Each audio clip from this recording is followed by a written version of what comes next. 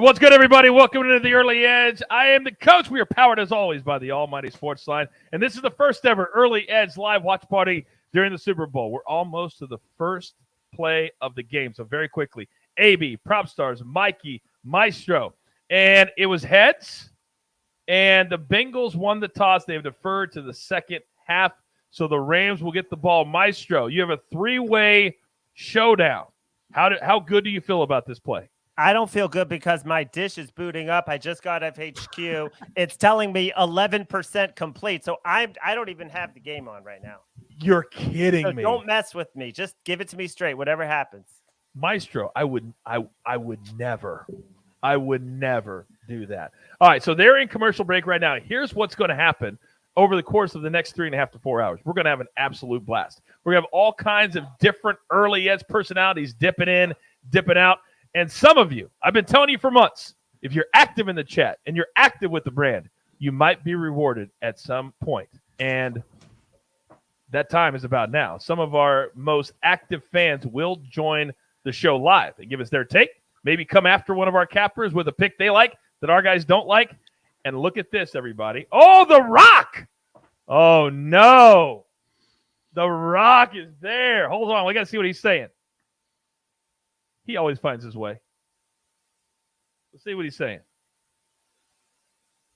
The most electrifying man in sports entertainment.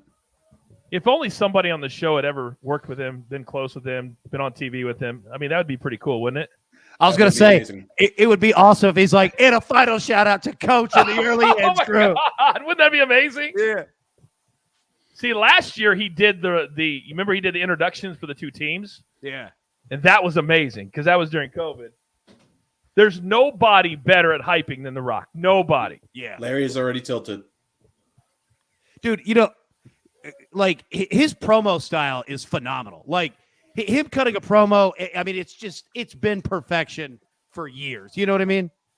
The thing about it is basically what they're doing right here is the same thing they did last year, only with him in person. Yeah. I love this. I love this.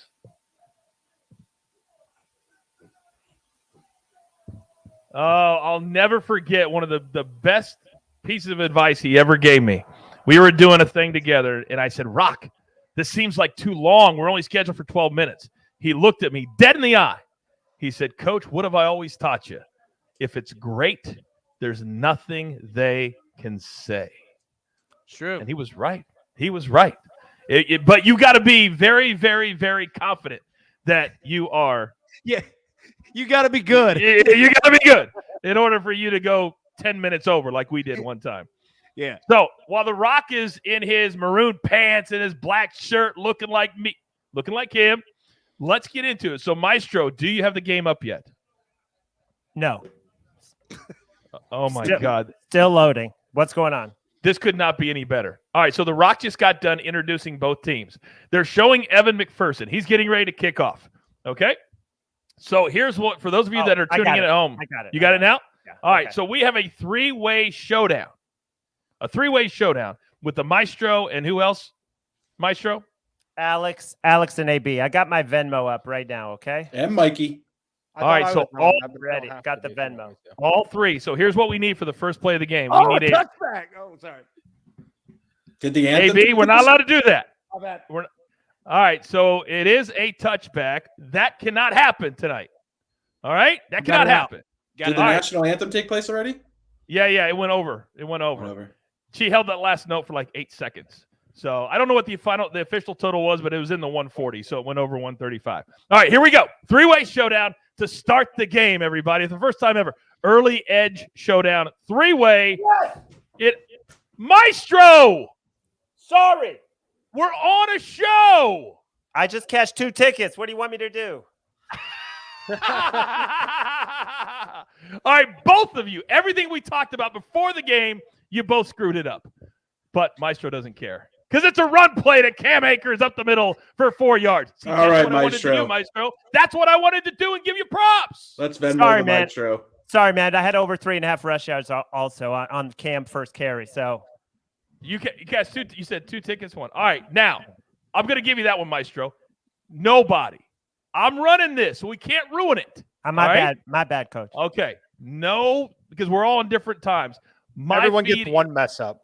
Everyone. After that, you're okay. gone. You're right, Mikey. All right. After that, you're out of the feed. All right. Everybody gets one. AB, you got your one. Maestro, you got your one. So Alex and M Squared, you're playing with house money. All right. So Maestro, you already cashed 2 tickets. Talk to us about that.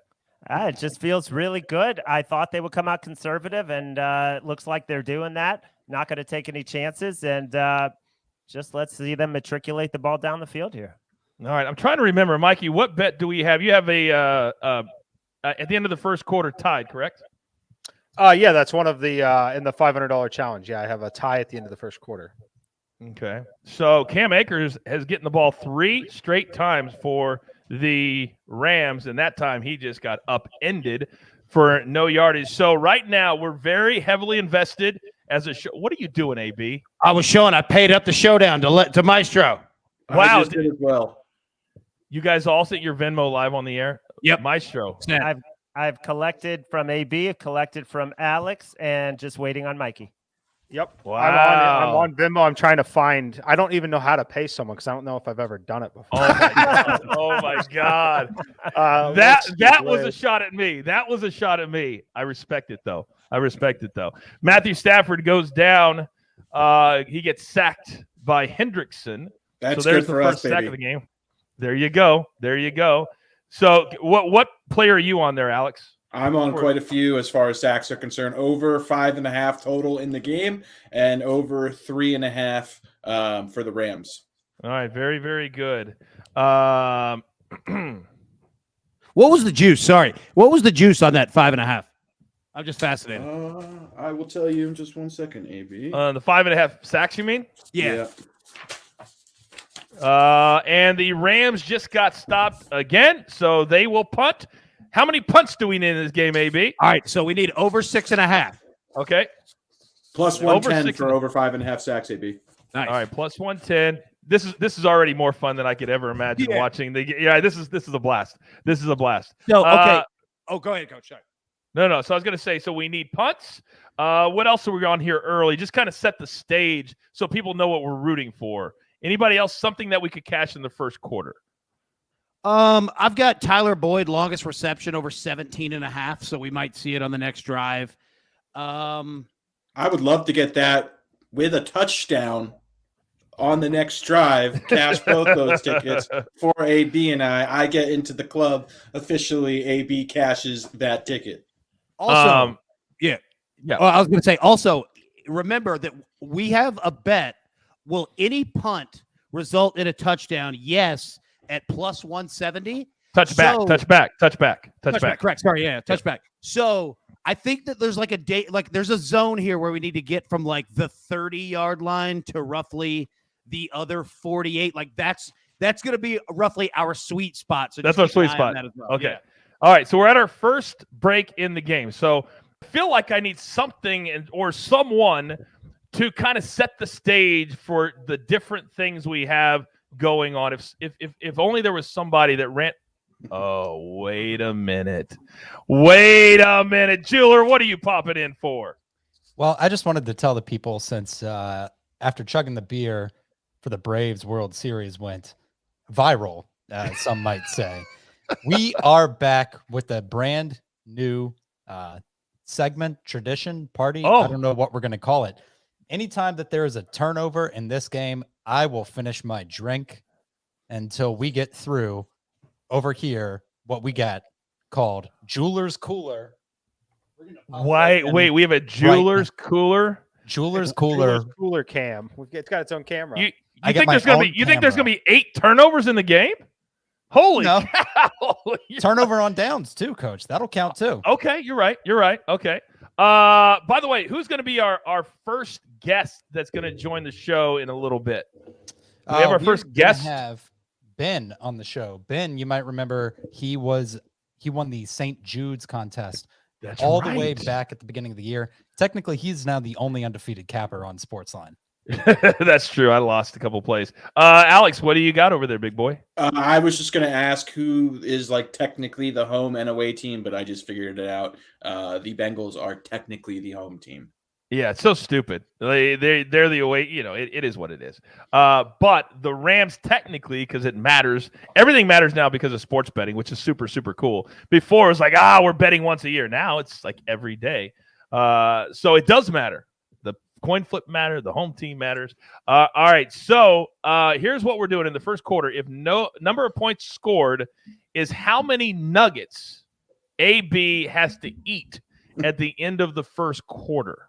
Okay, so we need points, and preferably I would love it to be 10-10 at the end of the first quarter, so Mikey can cash his ticket, and I want to watch AB stuff his face with 20 Chick-fil-A nuggets. Are those Chick-fil-A nuggets or McDonald's, AB? We got it's McDonald's because Chick-fil-A is closed on Sunday, and they even let me in there. That is so true. Yeah. Even No your preferential past didn't work. treatment. You couldn't just go in and use the fryer, AB. No, you got keys to the joint. All right, so we're back. Bengals first play from scrimmage, pass, completion, 8 yards. Jalen Ramsey with the tackle. AB, I know you're on a couple of Joe Burrow stats. Talk to me. Yeah, so we got Joe Burrow over 36.5 pass attempts. And what we talked about on the show earlier is that, against the Chiefs, it was first down run through the third quarter, right? We're already seeing passes. Well, it's the first play. But still, that's good for us. Let's get 36.5 over pass attempts. Be good to go. All right, so 2nd and 2. Go ahead, Alex. Great omen that Zach Taylor got the memo that everybody was delivering all week long. Do not run the ball on the first play. Unfortunately, the Bengals did not get the ball, or Mike, AB, and I would have $100 courtesy of the maestro. But at least the Bengals did do the right thing and pass the ball on first down. That's a great point by you. That's game scripts in the Super Bowl are legendary. That was going to be the play they ran no matter who got the ball first. You're absolutely right. All right, so 3rd and 1 as Joe Mixon got stopped for 1 yard. We want him to have no yards in this game. We have so many Mixon bets from between all of us. We're fading Mixon in pretty much every single category. So is it 4th down? Yeah, they stopped him on 3rd down, so it's going to be 3rd and 1 or 3rd down. So that was 3rd down to one of the running backs from the Bengals. So we'll see. Now, if this plays into your game script, AB, they're going to punt right here because you said that they always punt on 4th and 2. Be nice. So we'll see if Zach's going to play this close to the vest or if he's going to take a gamble here on 4th down. Wow. They're showing Raheem Morris, which means that maybe they're going to go for it here. And they are going for it here. 4th and 1 from the 50. Wow. Incomplete turnover on downs, which means, Jeweler, show your face. I didn't think we'd be getting into this early. This is not good. This is not good. All right. Let's go, big boy. Let's go. Whoa. Pop it open. Pop it open. Well, we're just going to finish the drink, but I think we're off to a bad start. This is a great start. Wait, what was the bet again? Because I'm spacing out on a lot of different things going on. What does he drink? He's drinking a full beer every time. What happens? Well, I'll finish the drink every turnover, but whenever you just crack the first one open and it happens immediately, practically you're starting off in deep trouble. Calls Jacob the Drooler is what they're calling you right now. That you're going to be. I can't wait to see what you're sounding like in the 4th quarter if we have like 6 turnovers. Mikey, what do you got, bud? Yeah, just anybody. If you liked the Rams pregame, this is an interesting spot to jump on the number now at this point because they're 1 first down away from field goal range essentially when they take over. They're now -3, which is the best number you could have gotten all week. You couldn't have found a 3 all week. But they are currently -3. So if you liked the Rams pregame, didn't play it, missed out on the 3.5, the -3 right now, basically getting the ball. They are getting the ball at midfield, obviously, but they're 1 first down away from field goal range. Well, Mikey, I'm seeing 5.5 on Caesars right now. Okay, well, yeah, it just flipped. Yeah, I mean, mine's still. Yeah, it was 3 on that play. Right, if you got it right at that play, right. Yeah. Because my book has it at 6 now. So it's in that 5 or 6. But, Mikey, you're going to be our live bet guy. So you jump in whenever you see a live bet opportunity, okay? Because you love that. You're great at it. But if you're just joining us here, this is Early Edge live watch party, first time ever during the Super Bowl. We're cashing tickets or watching tickets go up in flames all in real time. They're at the second commercial break. Coming up in a little bit, Ben Shepard, one of our great fans, will join us here live on the show. Maestro. I'm just struck by the coaches and how they each played it. I mean, Sean McVay could not have been more conservative. There was a sack there, so they were throwing the ball on second down. But then, a give up play on third and long, just playing it conservative. First 3 plays to Cam Akers, and then Zach Taylor going for it, 4th and 1 with a pass play. That kind of shows you they don't think, or maybe they're starting to realize they're not going to be able to run it. Yeah, Well, AB. I was going to say this. Look, you could tell that they made that decision on 4th down because if you're looking at it as 4-down territory, you would pass on 3rd down. Yes. Right? Yes. So they made that decision right there. So, yeah. Well, he may have been thinking and reading too much that you got to be aggressive early in the game. If you're going to win, you're the underdog. You got to take some chances. Yeah, but do what AB just said and pass it on 3rd. And if you don't get it, then you could either run it or open up the playbook. So we are back. The Rams have the ball at midfield after the first official turnover of the game, and Cam Akers stopped for a 2-yard loss. As the jeweler will have, as we go throughout the game, the box score, what has happened. We'll try to keep you up to date on as many of the cash tickets as possible. There you see. Thank you, jeweler, very much. So it's 2nd down and 11. And a lot of people were on the unders, but the Matthew Stafford over rushing was, anybody remember the number? It was 2.5 attempts, which was RJ's favorite bet, I believe, or at least his favorite prop bet of the Super Bowl. I also love that play as well. We just got a Matthew Stafford scramble, so he's up to 1 rushing attempt. That's exactly right. Yeah, obviously, if the Rams are able to win the game, we've got a great chance for him to get 3 attempts at the end of the game as well. Something good just happened for Larry and I. That's your one, Meister. That's your one, Alex. That's your one. Sorry. Okay. That's your one. So 3rd and 4. I don't know what that meant, but I'm assuming it's good for the Rams because I'm on the Bengals, and you said it's not good for us.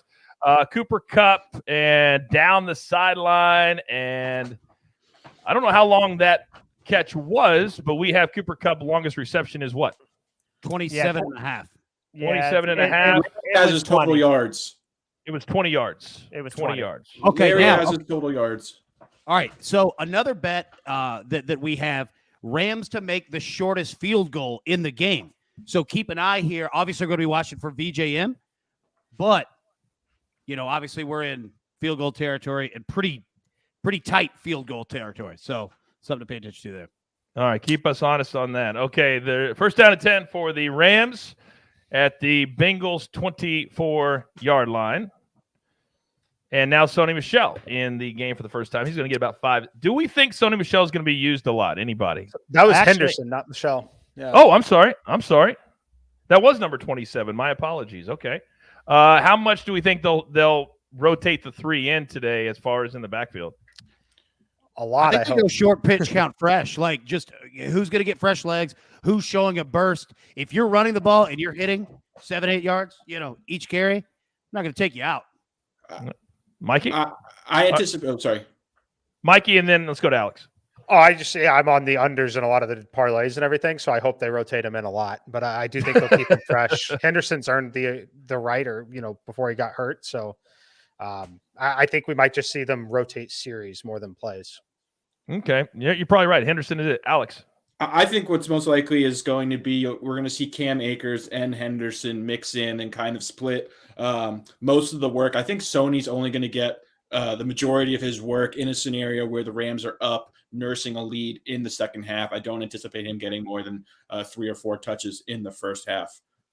Somebody in the chat is asking why our stream is delayed, because we're doing a show where we're using computers, we're using iPads, and they're behind TVs. That's why we're a little bit, just a few seconds late. But this is the way we have to do it in order to do it this way. Or we could be facing the TVs, and you guys would see the side of our heads. So there's that.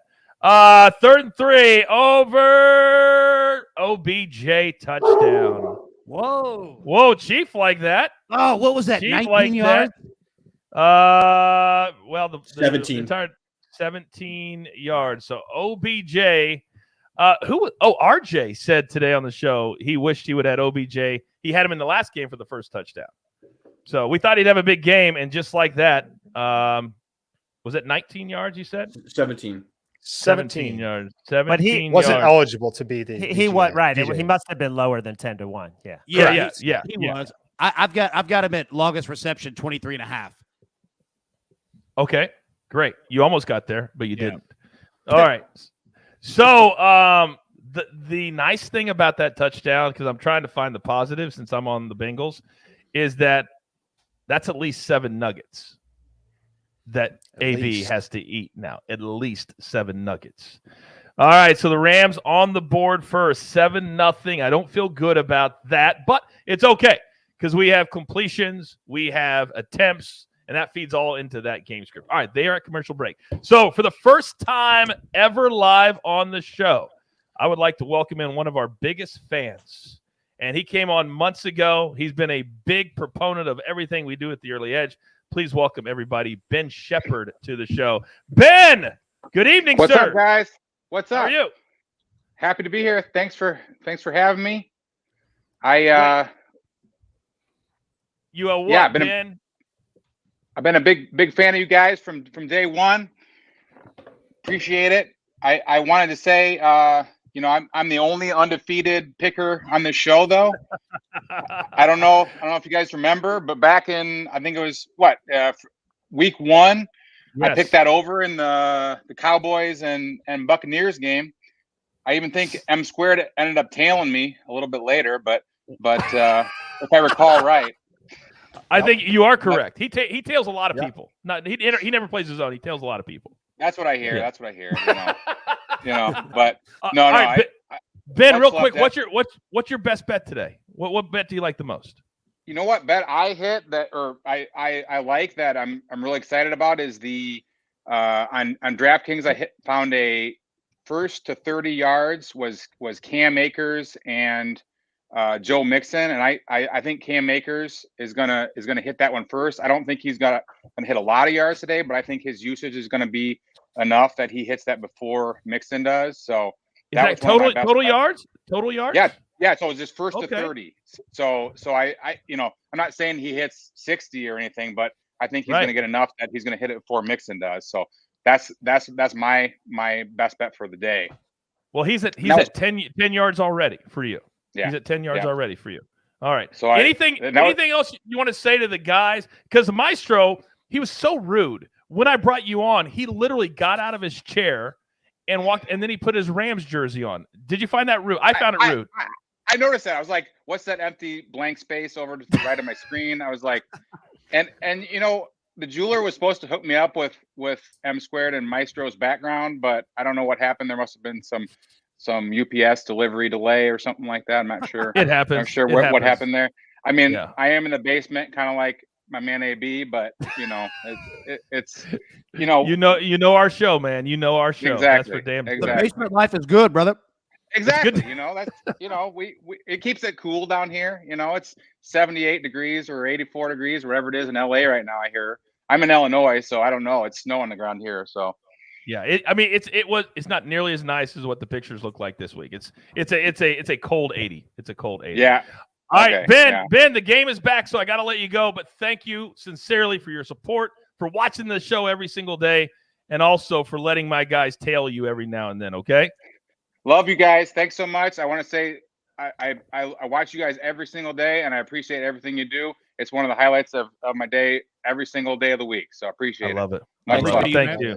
That's awesome. That's Ben Shepard, one of our great fans here at the Early Edge dipping in. We have several people dipping in during the live show, as they are showing now Matthew Stafford's wife hugging everybody that she can find in the stands. Drives me bananas. Coach, I gotta interject there, and not on the jersey, but an interesting story. I don't know if you guys will find it interesting. I used to cover sports at the Atlanta newspaper. I covered Matthew Stafford's wife when she was a high school basketball player at Wesleyan. They won the state championship every year, 3 out of 4 years when she was there. She was a scrapper. She actually led the entire county in charges taken. She wasn't a great basketball player, and she went to Georgia on a cheerleading scholarship, and that's where she met Matthew Stafford. Could be irrelevant to our discussion, but that's a great story. It's a great story. Yeah, that's a great. It's a great story. Just think, if she would have been a better basketball player, she wouldn't have met Matthew Stafford, and who knows where she would be today. It's interesting. All right. So the Bengals have very quickly another third down. 5.5 to play. The clock is running down 7-0. Mikey, this is a big play right here you cannot just kick it right back to the Rams. Huge play for them. And I want to note that the Bengals have thrown the ball on first down, both first downs so far, which is something we do like to see. They haven't had a lot of success early, but nice to see that they are at least trying. That's very true. All right, 3rd down and 4. This is at least early in the game, a must get for the Bengals. But maybe they like it when they fall behind. We've seen that it doesn't bother Joe Burrow.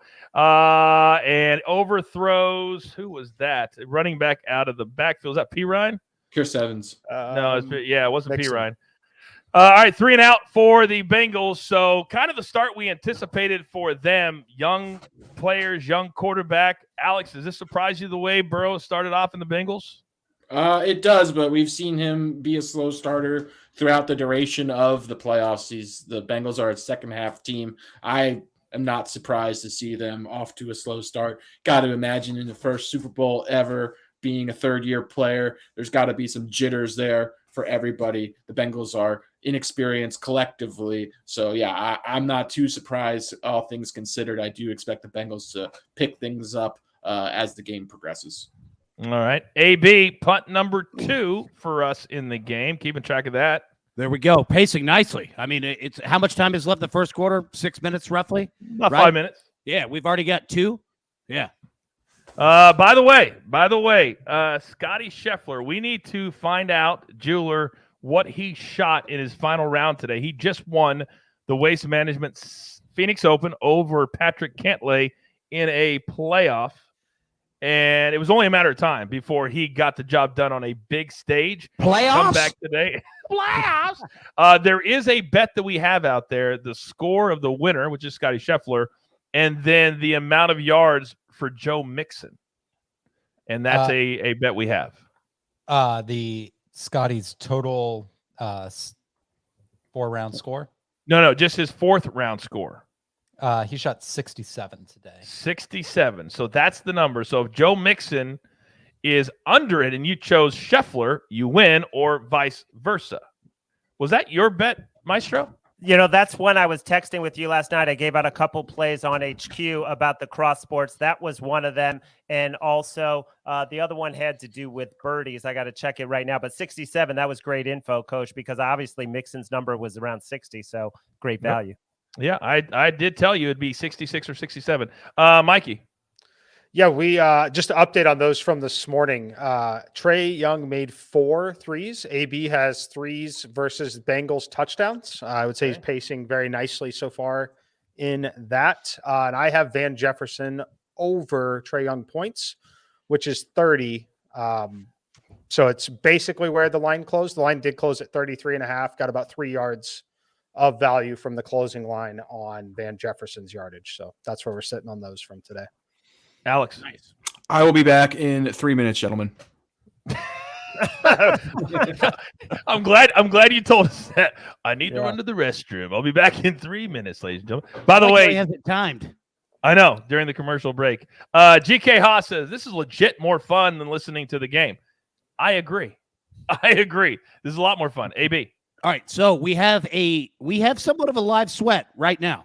Okay. So remember, we took Super Bowl squares here. We've got Rams 7, Bengals 0. Oh, we have 4 minutes left. We've got to burn 4 minutes. All right, and we're hitting a square right out of the gate. Damn it! Damn you, at AB. plus 310. Oh, that could legit. That will take you to the lead of our $500 showdown. There's no doubt about that. Wow, plus 310. I didn't even think about the squares game. Damn you. All right, so we are back from commercial break. Isn't it funny when they come back on the Super Bowl? They always have for people who don't know, they know exactly where the family members are sitting, friends, celebrities. There's somebody that actually targets that. And then they have the shot coming back from break all the time with a different celebrity. So Coach, to ask yep. you, all right, so you've been around this. You've been on the mic during live, huge WrestleMania, like all that stuff.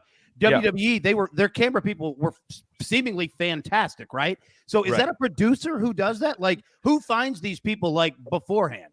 All right. Well, there are PAs that do that. Yeah. They make nothing, and then the producer for WWE makes $6 million a year, and he's been doing it for 30 years. His name's Kevin Dunn. He's the best live producer of live that I've ever seen. Yeah. And it's not close. He's done every WrestleMania for 30 years. Maestro. Crazy. You know what? I'm going to wait to interject that. And So I'm sorry you for ruined my breaking entire your flow. story? I ruined your entire story. I'm sorry. Apparently, Maestro doesn't care about WrestleMania more than the Super I thought Bowl. he was going to fire like a Vince McMahon take or something right there. By the way, one of the highlights of our trip was me getting a little bit of information about your wrestling career, which I was so, in the dark about. So I enjoyed that a lot. But I just want to say that penalty on delay of game is a recurring problem for Sean McVay. He doesn't get the plays called in fast enough. That's why they end up burning so many timeouts. We've seen Stafford before, even in the playoffs, be like, where's the play with 15 seconds to go on the clock? So where is the ball right now? Because now I'm all about the live sweat. All right, it's back at their 28. So whenever you see a shot on a normal game and you see a logo, you're like, oh, they're at midfield. Here, there's logos all over the field. So I thought they had somehow gotten out to midfield, but they had not. So now it's going to be a big third down play. For Bengals bettors, we need a punt. For your squares, AB, we need a punt. Yeah. And that was delay a game, correct? The penalty? Correct. Yes. All right. Yes. Surprising McVay didn't take a timeout, which was one of RJ's bets. The Rams to take the first timeout. Right. That's right. Boy, there's so many bets we're sweating right now. This is fantastic. All right. And they stopped them on third down. Van Jefferson, though, with the catch. So he has 6 or 7 yards to help that just a little bit. So the Bengals come up big, under 3 minutes, and the clock is ticking. Maestro. I agree with Thomas in the chat that I think AB is going to cash the punts by halftime. Hope so, baby. Which points by halftime? Punts. He's got he's already got 3 of them. Yeah. And we need 6.5. Is that what we need? Yep, over 6.5. 6.5. Okay. All right, very, very good. So clock is this is a hell of a sweat. That plus 300 is tasty, AB. Yeah, it is. And you know what? Think about this too. I wish you'd have let it go. Oh God, no. AB, do you want to finish the show? Yeah, my bad. All right, we did have something. Okay. If Van Jefferson is the last touchdown scorer of the game, like since he's like the honorary, like the first guy. Like, if he puts in the last touchdown of the full season, like there's some kind of like award or something. Yeah, it would be the coach's pissed award because that means the Rams probably won the game and they probably covered. That would be the award. That would be the award for sure. All right, we've got a commercial break, so this is kind of a time to reset. I know a lot of people are dipping in and dipping out. For those of you who really want some entertainment, you're listening to us instead of Al Michaels and Chris Collinsworth. What do you make of the start, Mikey, so far? It's interesting on the Rams side. We've seen all 3 running backs. Each of them got their own series so far. And it kind of lines up with what McVay said. He's going to let them all have some snaps and run with the hot hand. So that is kind of interesting. I will say Henderson looked pretty good in the limited snaps that he had. Might be an interesting live bet opportunity if you have live bet props. The issue with that, of course, is if the Bengals don't put any points on the board, it could change things a little bit. But in a competitive game, I'll be looking to Henderson because he looked really good in that series. And then on the Bengals, they've got to get a first down here on this drive. They need to get a first down. They got a little benefit on that punt return there. It was close enough where they could have maybe let it go, ran it back pretty far. Good opportunity for him here to put some points on the board for sure. Maestro, right now, Joe Burrow is 3 for 5, 14 yards, and the numbers we're playing with are 36.5 and 27.5. So he's got to pick up the pace. Yeah, this will be a huge drive. I believe I also am on officially. I know I'm on it personally. Rams to have more first down. So I want to check. Are we saying the Bengals don't have a first down yet? Right? They do not have a first down yet. No. They've had 2 3-and-outs. I'll take that. Okay. So far, the Joe Mixon unders look great. He has 1 carry for 1 yard. Samaje Perine, 1 carry for 0 yards. The leading receiver for the Bengals is Tyler Boyd, 1 catch, 8 yards. Jamar Chase, 1 catch, 6 yards. They've got to get something going, and they've got to do it right now. Was that longer than 3 minutes for Alex? Yeah. There he is. Oh, he's back. Real quick, Alex, we're at commercial break. Your thoughts on how the game has started? I'm not too surprised that the Bengals are off to a slow start. I did anticipate Burrow kind of having to play catch up in this game. Nice to see Mixon unders trending well. How about the stat they're showing right now on the screen? This is the first postseason matchup between the 2 youngest coaches in the NFL. Zach Taylor, 38, Sean McVay, 36. I can't even imagine coaching a Super Bowl at the age of 36. I can't even imagine that. Coach. Yeah. Coach, I'm not sure where you are in the feed. Joe Mixon just ran on first down. Just now finished that. I almost lost a prop by half yard because I have longest rush under 13.5, but they stopped him at 13, I believe. So that was a really good sweat right there. Yes, it is officially a 13-yard gain for the Bengals and Joe Mixon, and also their first down of the game. And right now, AB, you're looking pretty good on your squares, big boy. You're looking pretty good on your squares. Hope so. Deep one down the right-hand side, and get up, go! Oh, Jamar Chase, all the way down inside the 10. Completions, attempts, yardages. And that was on Jalen Ramsey, ladies and gentlemen. That was on Jalen Ramsey. Maestro? Oh, he beat him, and he beat him bad, and what a great catch. I mean, unbelievable to hang on to that ball. I can. That is unbelievable. All right, we got to burst the clock here. We needed one-handed in the second quarter. I need this tie game, AB. Let's get a touchdown. Wow, we got a double sweat here. Okay, so Mikey needs the tie. Yeah, Jeweler, talk to me. I'm just going to say AB's looking at 14 nuggets if they score the touchdown here as well. I want to. That's all. We definitely need a touchdown. Let's get me a touchdown and AB 14 nuggets. That sounds great. That sounds fantastic. By the way, if anybody in the chat tries to ruin, get ahead, I will throw you out of the chat too. I don't care. You guys have been amazing so far, by the way, except for Maestro. He's killing me. That one. That was in the air for a long time. All right, 2nd down and 10. 38 seconds to go in the first quarter. I love live sweats. Incomplete to the side to Mixon. So it's going to be 3rd down and 10. Against a defense like this, you can't throw quick outs inside the 10. They go nowhere. You've got to get up the field. All right, bad pass. Mixon has bad hands. All right, here we go. 3rd down and 10. All right, on big plays, I'll watch on TV so you guys get a little more in real time. All right, over the middle.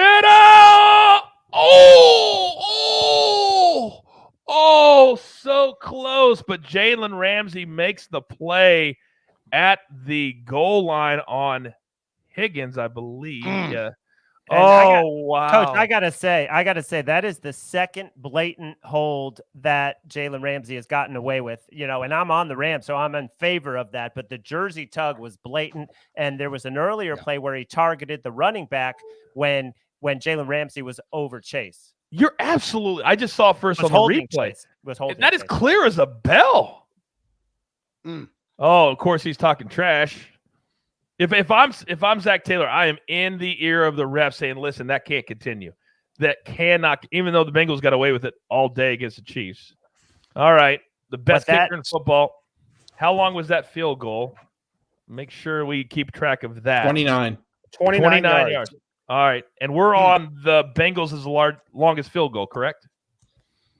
And I'm personally Rams on shortest. over 1.5 field goals, so that was a good one That's for right. McPherson. Yeah. I'm on over right. 3.5 total as well. Oh, man, we have so many correlated plays. This is going to be a great sweat in the second half.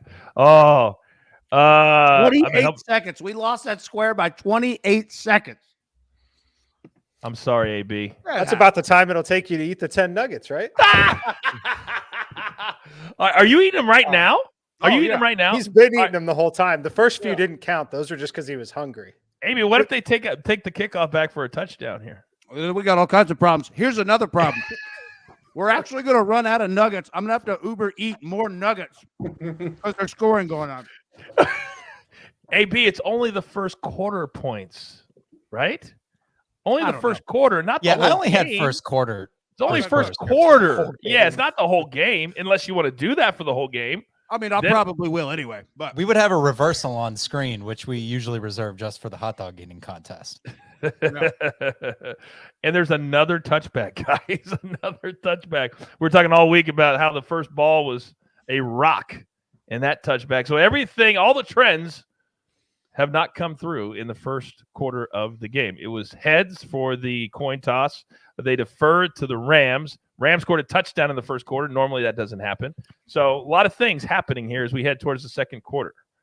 Any thoughts on any thoughts on the second quarter total points? Any live bet action here, Mike, you've seen, but it seems like some of the numbers are so small right now, you can't really get into anything. Yeah, no, the biggest edge was that 3 that was hanging there when they were stopping him on 4th down. But at this point, that we can update the number. It's 7 and 47.5. Okay. So Bengals are +7 right now, while down 4 in this game. But yeah, nothing crazy here. We saw it dip to 46 at one point, come back up to 47 a little bit here. It'd be interesting to see what the Rams do here. I don't have anything at this point, though. Okay. All right. So the end of the first quarter. Wasn't that fun? I thought that was a lot of fun. Yeah. All right. So if you played 7 for the Rams and 3 for the Bengals in your Super Bowl boxes, then you would have cashed. Sorry, AB. That happens. Maybe Congrats next to anybody that hit them, though. Well done. time. How many nuggets have you eaten so far? We're looking at about 22. Okay.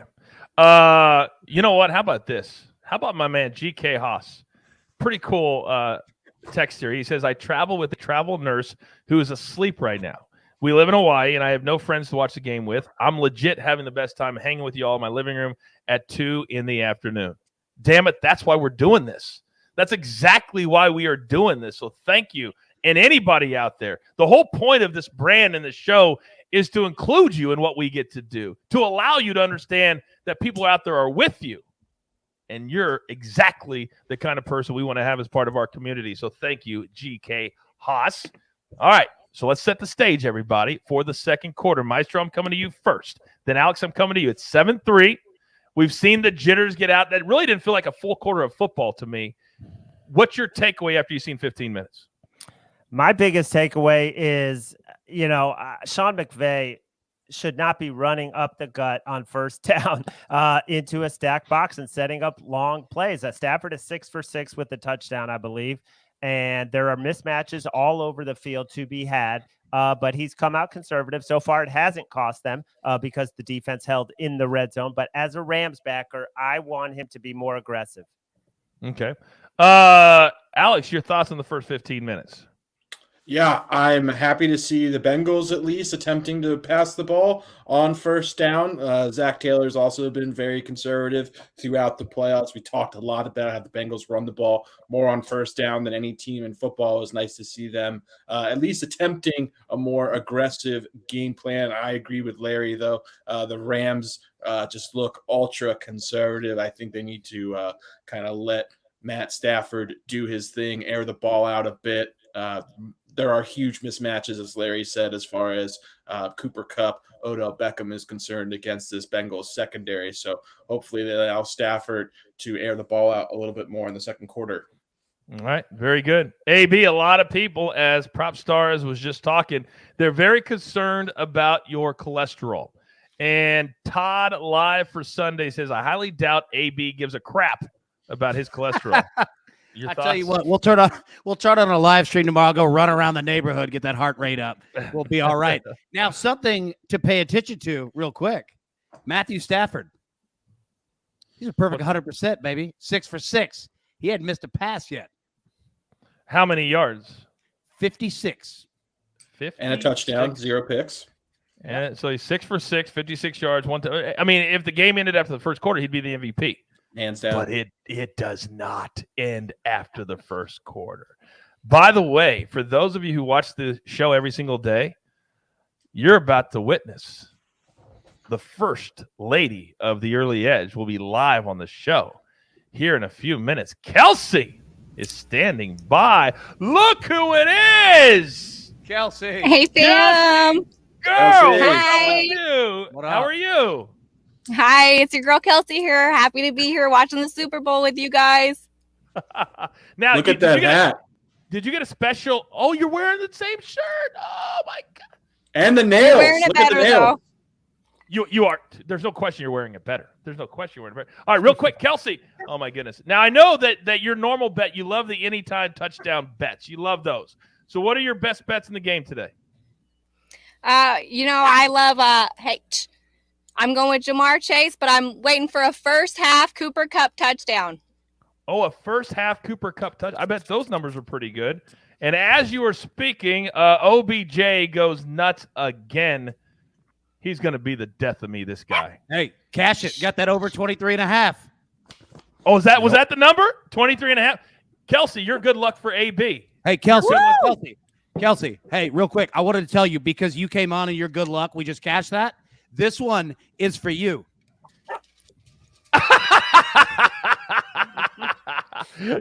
Oh, you got the cash gun, Kelsey. You got the cash gun. So, The trifecta. The shirt, the hat, the glass. I'm telling you, she's dropping the mic on every other Early Edge fan. There's nobody bigger than Kelsey. No, Coach, did you do your nails like Kelsey? No, I did not do my nails, Alex, like Kelsey. I wish I would have listened to myself earlier. Oh, Daryl Henderson? Yeah, Yeah, so I'm telling you, take Henderson overs on these yardage. He Yes, looks you did. Great. Yes, you did. So Kelsey, there's a lot of people that are watching right now that have never watched the Early Edge. They don't know what the show's about. They don't know what our brand's about. What is the thing you enjoy the most about our little community that we're growing? I really feel like it's a big family. And I got to say my favorite thing is getting the marching orders from you, Coach. Well, thank you, Kelsey. Thank you very much. And we appreciate you running the chat for us. We appreciate you being there every single day. And we know you have a life, you have a family, you have all that, but you always make time for us. And we love you for that. So thank you. All right. Now we got to get back. Kelsey, I'm going to let you stay on until either there's a score or there's a field goal of some type. So are you on the Rams or you on the you need Cooper Kupp right here. What are your odds for the first half touchdown? What do you need? What's your odds for the first half? Oh, gosh. I don't really remember, honestly. He was like minus 160 for any time, so I just took him for a first half or plus money. What do you think about that bet, Mikey? I know Mikey loves those touchdown scores. Yeah. Love some touchdown scoring bets, but no, I was muted with Chief barking here. Yeah, if you're going to bet on someone score a touchdown, Cooper Kupp or OBJ would be the guys, in my opinion. All right, we've got a timeout on the field. Who called that timeout is it has to – no, it doesn't have Rams. to be the Rams, Rams call it? Ram, that was Boom, that they was banged that RJ. ticket. All right, RJ just cashed another ticket. All right. Coach, can I just say I'm honored to meet Kelsey. I really appreciate you, and it's so great to see you on the show. Thank you, Maestro. In a related story, Kelsey, Mr. Rogers has joined the show today. His name is Larry Hartstein. So very, very nice of him to say that. All right, we are back. All right, Kelsey, we're going to sweat this one together. Where's Cooper Kupp? All right, he's on the far side in the hash. For Kelsey, I want him to score. For everything else, I do not. Who do you need? Cooper Kupp? That's who you need, right? I need an interception. I need the Cooper Kupp first half. Oh, he's open. He's open. He's open. Touchdown, Cooper Kupp. Touchdown, Cooper Kupp. Yeah. Dude, Kelsey, congratulations. Kelsey Awesome. came on here. You came on here, drilled 2 bets immediately. I'm undefeated, never lost. That's amazing. Yes. Wow. In real time, you cash your first hat and pound it all. Pound it all. Pull a jeweler, drink it all. Pull a jeweler, drink it all. Yeah. Nice. There we go. Yeah, That's what I'm talking about. Oh, Kelsey. Oh, she came in, she banged her bet, and she got it all at the same time. This is amazing. This is amazing. Kelsey, before we let you out of here, how good did cashing that ticket feel live on the air? Oh, baby, it felt so good. All right, we got to let you go because we're going to commercial. But, Kelsey, we love you. We love you so much. So thank you for being such a big part of what we do, okay?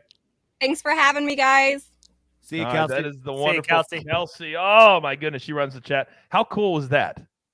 Dude, How that was cool legit. was That was awesome. Yeah. It came on and she hit a pick live. Like, that is amazing. I can't believe it. I mean, Yeah. I was watching in real time on the TV, not the computer, and I was like, he's breaking up. He's really breaking open. Yeah.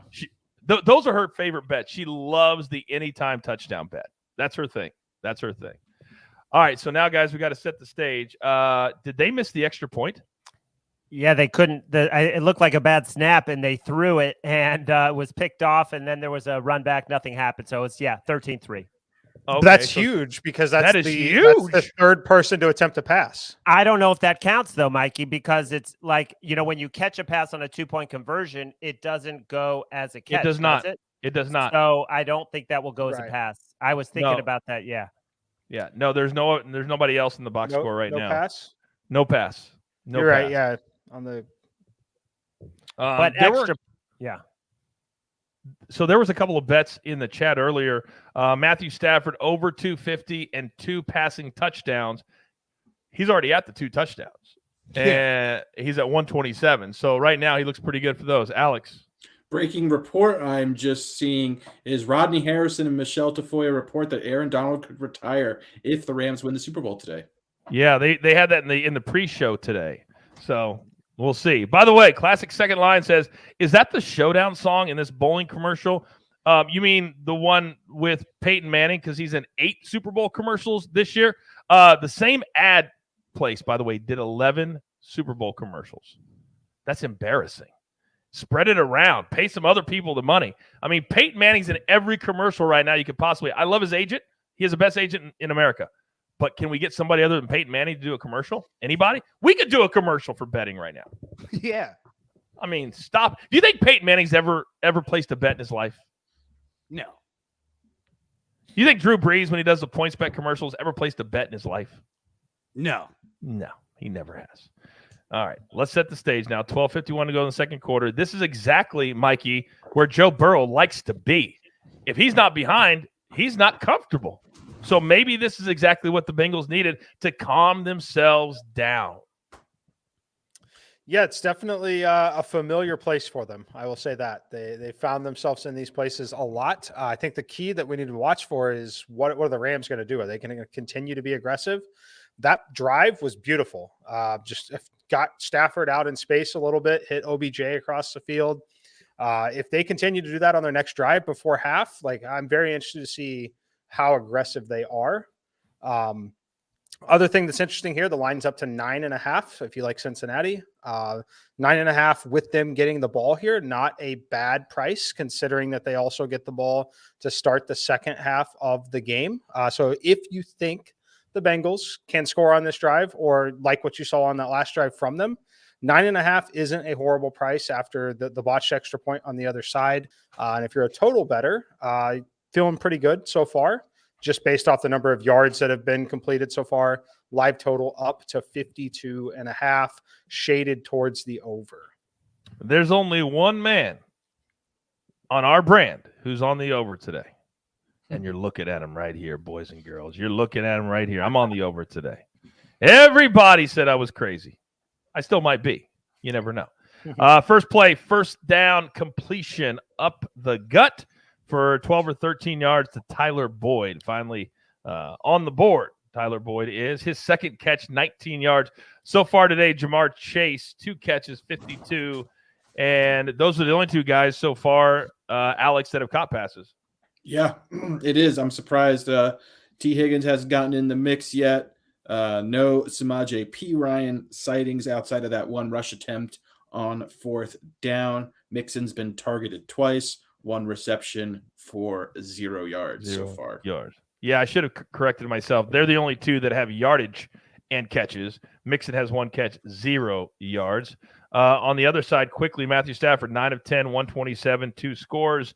And OBJ, 2 catches, 52, including the 35-yarder to cash AB's ticket. All right. So the Bengals have it out to their own 39 over the middle. Jamar Chase, first down, out to midfield. So at least it's starting to feel, guys, after the last drive and this drive, that Joe Burrow and the offense seem to be settling down just a little bit. AB? Yeah, I love it. And, we're seeing not only him settling down, but the pace of play and the speed is picking up, right? So that's good for anybody who has any overs in props, whether you're on the Bengals or on the Rams. The faster and more efficient that we could play, the more opportunities you are going to have for yardage, etc. So, yeah, love that. Sorry, Larry. Maestro, you're not going to like this, Maestro. Is it 14? Did they give him 14? 14. They gave him 14. It was so close. So close. That knee went down. And who's that? Who is that? Who's 33? Who's 33 on the Rams? Make a freaking tackle. Is that Weddle? He's 32. Weddle's 32. At least, by the way, did you guys hear the story about Eric Weddle this week? No. Incredible story. So, every defense allows one player to basically be the quarterback of the defense. He got signed after the regular season, and he's now the captain of the defense for this game. Really? That's how much he's the captain of the defense. He's calling the defensive signals today for this Rams defense. Well, one thing I read on that, Coach, is yes, he played great. He played 100% of the snaps last week, but they play so much dime. They take their linebackers out all the time, and you want that signal caller to be on the field, for almost 100%. So, but yeah, it's pretty amazing when the guy hadn't played football. He led the Rams in tackles last week. How crazy is that? For a dude who wasn't even in the league this year, comes off the street and gets it done. All right, the Bengals, good drive going here. 2nd and 6, and I believe it's going to be a short gain to Mixon in the flat, and no gain again. So he's going to have another catch. So if you're on his catch total, you're not happy. If you're on his yardage total, right now you're looking pretty good, Mikey. I was just say, yeah, we've watched the total drop, or the totals drop 2 points, and the Bengals are back down to 7.5 on this drive. Okay, very good. Thank you for keeping us up to date on the live betting odds throughout the show. So now a huge 3rd down for the Bengals, although the Maestro would love a stop here because you're on the field goal prop. So Burrow back, wide open, inside the 25, inside the 20. That is Tyler Boyd, first down, Bengals. So a big 3rd down pickup, and now they're inside the red zone, Maestro. Yeah, I believe that was Higgins on that one, but they're definitely going to attack. Oh, sorry, my bad. Constantly going to attack the middle of the field. That's the Rams' weakness in the linebacking core, and the Rams do not have a sack yet. They haven't really got close to him yet, Maestro. So they're releasing very quickly on the throws here. Very, very quick. He's the best quarterback. We talked about it. He's statistically the best quarterback in the NFL. Like against a blitz or anything, he will get the ball out very, very quickly. Well, he led the NFL in completion percentage at 70% this year. So that's why the numbers were 36 and 27. Now Mixon, another nice run. He looks fast tonight, guys. He looks really, really fast. Does he not? Anybody? Doesn't he look fast to you guys? He absolutely does. And Mixon's bigger than people give him credit for. Like, he's not an easy tackle either, especially with that speed like you're talking about. Yeah, he's a dynamic back. All right, so it's 13-3, 7:50 to go. And they're giving a shot of C.J. Uzomah, who was the man. He'll always hold a special place in my heart. He got me into the club. All right, 2nd down and 6 for the Bengals at their own 15. Burrow back. Oh, tipped but caught. Tip caught by Joe Mixon. So his third catch of the game. So if you're on his catch prop, that's long gone. I think, wasn't it 2.5? Yeah. I think it was 2.5. Mixon? No. It was 3.5. 3.5. It'd be at least 3.5. Yeah. All right, I well, just can't believe they're showing Aaron Donald and Von Miller on the sideline. Maybe they're gassed. Both of them. Maybe they're gassed. This early. So we have a parlay here. I've got a parlay plus 225 of anytime TDs of Cooper Kupp and Jamar Chase. We already got Kupp. If we get a Chase TD here, we cash that. Well, Jamar Chase just caught the ball. He got enough for a first down, and he got pushed out of bounds inside the 10. For those that have bet his props, that's scored as a rushing play. So he just hit his over rushing attempts and yardage. God, that's why we love you. Nice. You were born for live streams, Mikey. You were literally born for live streams. This is incredible. It's incredible. You were born for this.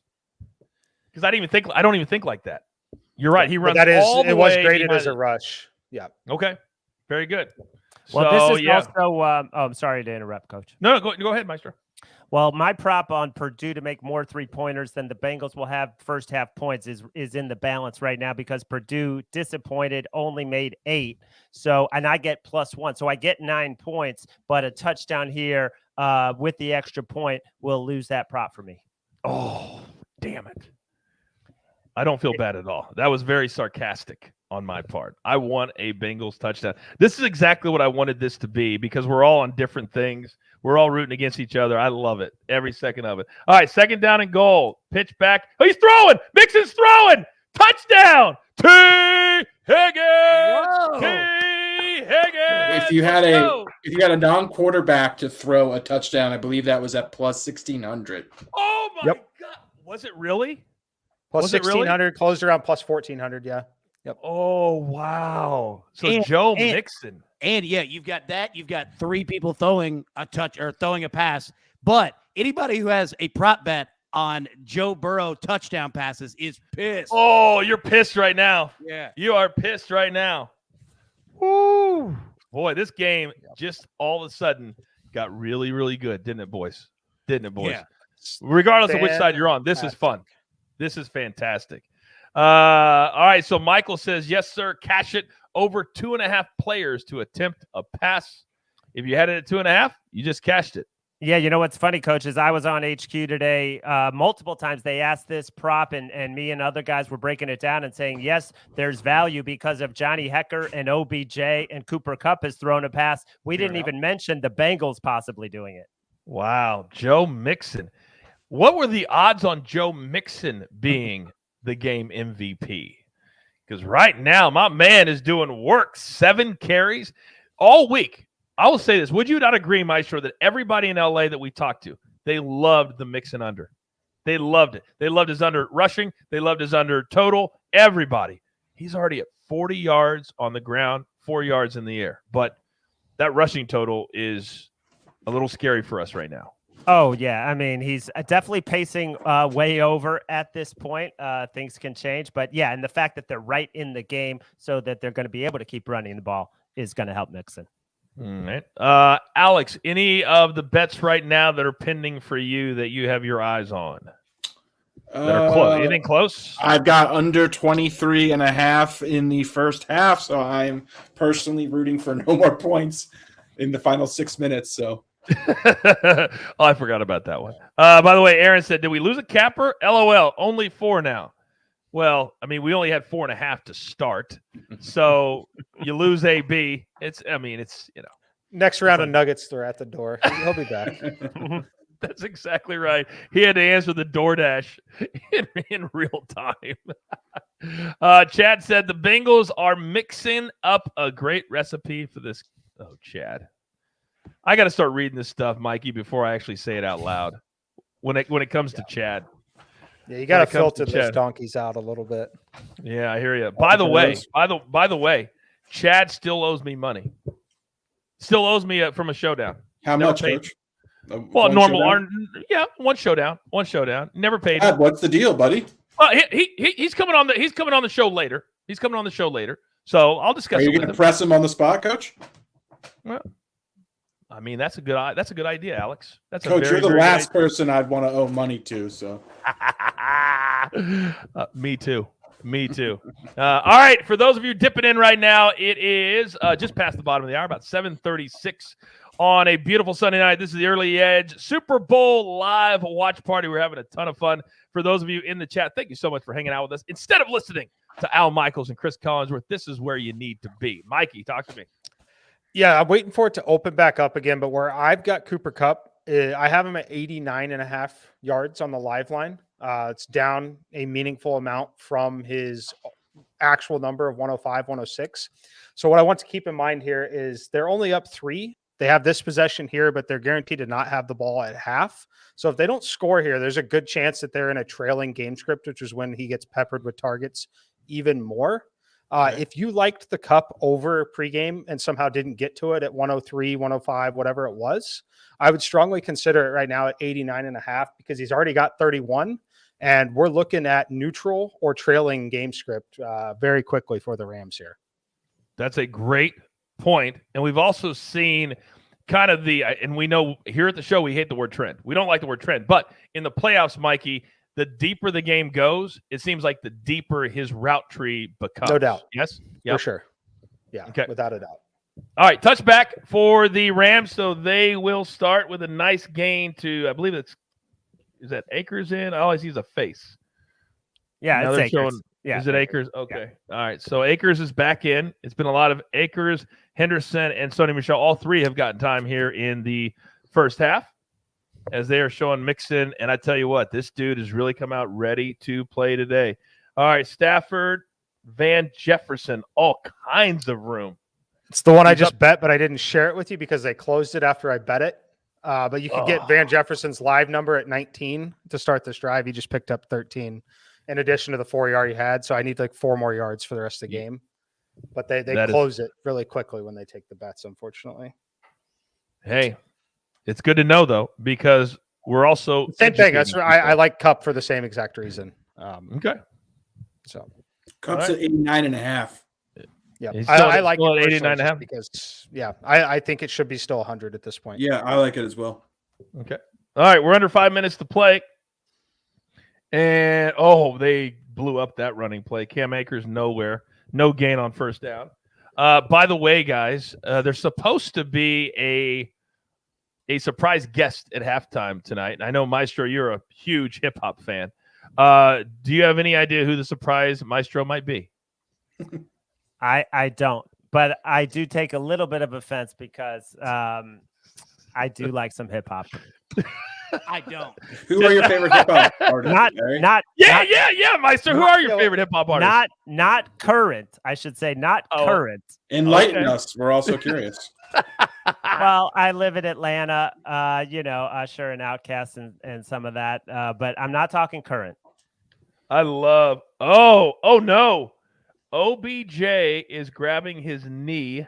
He dropped a ball right in his. It is good for the cup. Yeah. Oh wow! So he dropped the ball because he's grabbing his left knee, and non-contact. Oh no! And now that's a non-contact. Oh, that's awful. I hate to see that. All kidding aside, all kidding aside. Helmet came off. It looked like he caught his cleat in the ground and immediately went to his left knee, which normally, as we all know, means MCL or ACL. Coming up on a contract extension, too. So that's just terrible timing for him. Terrible timing. Well in the playoffs, had earned himself a lot of money.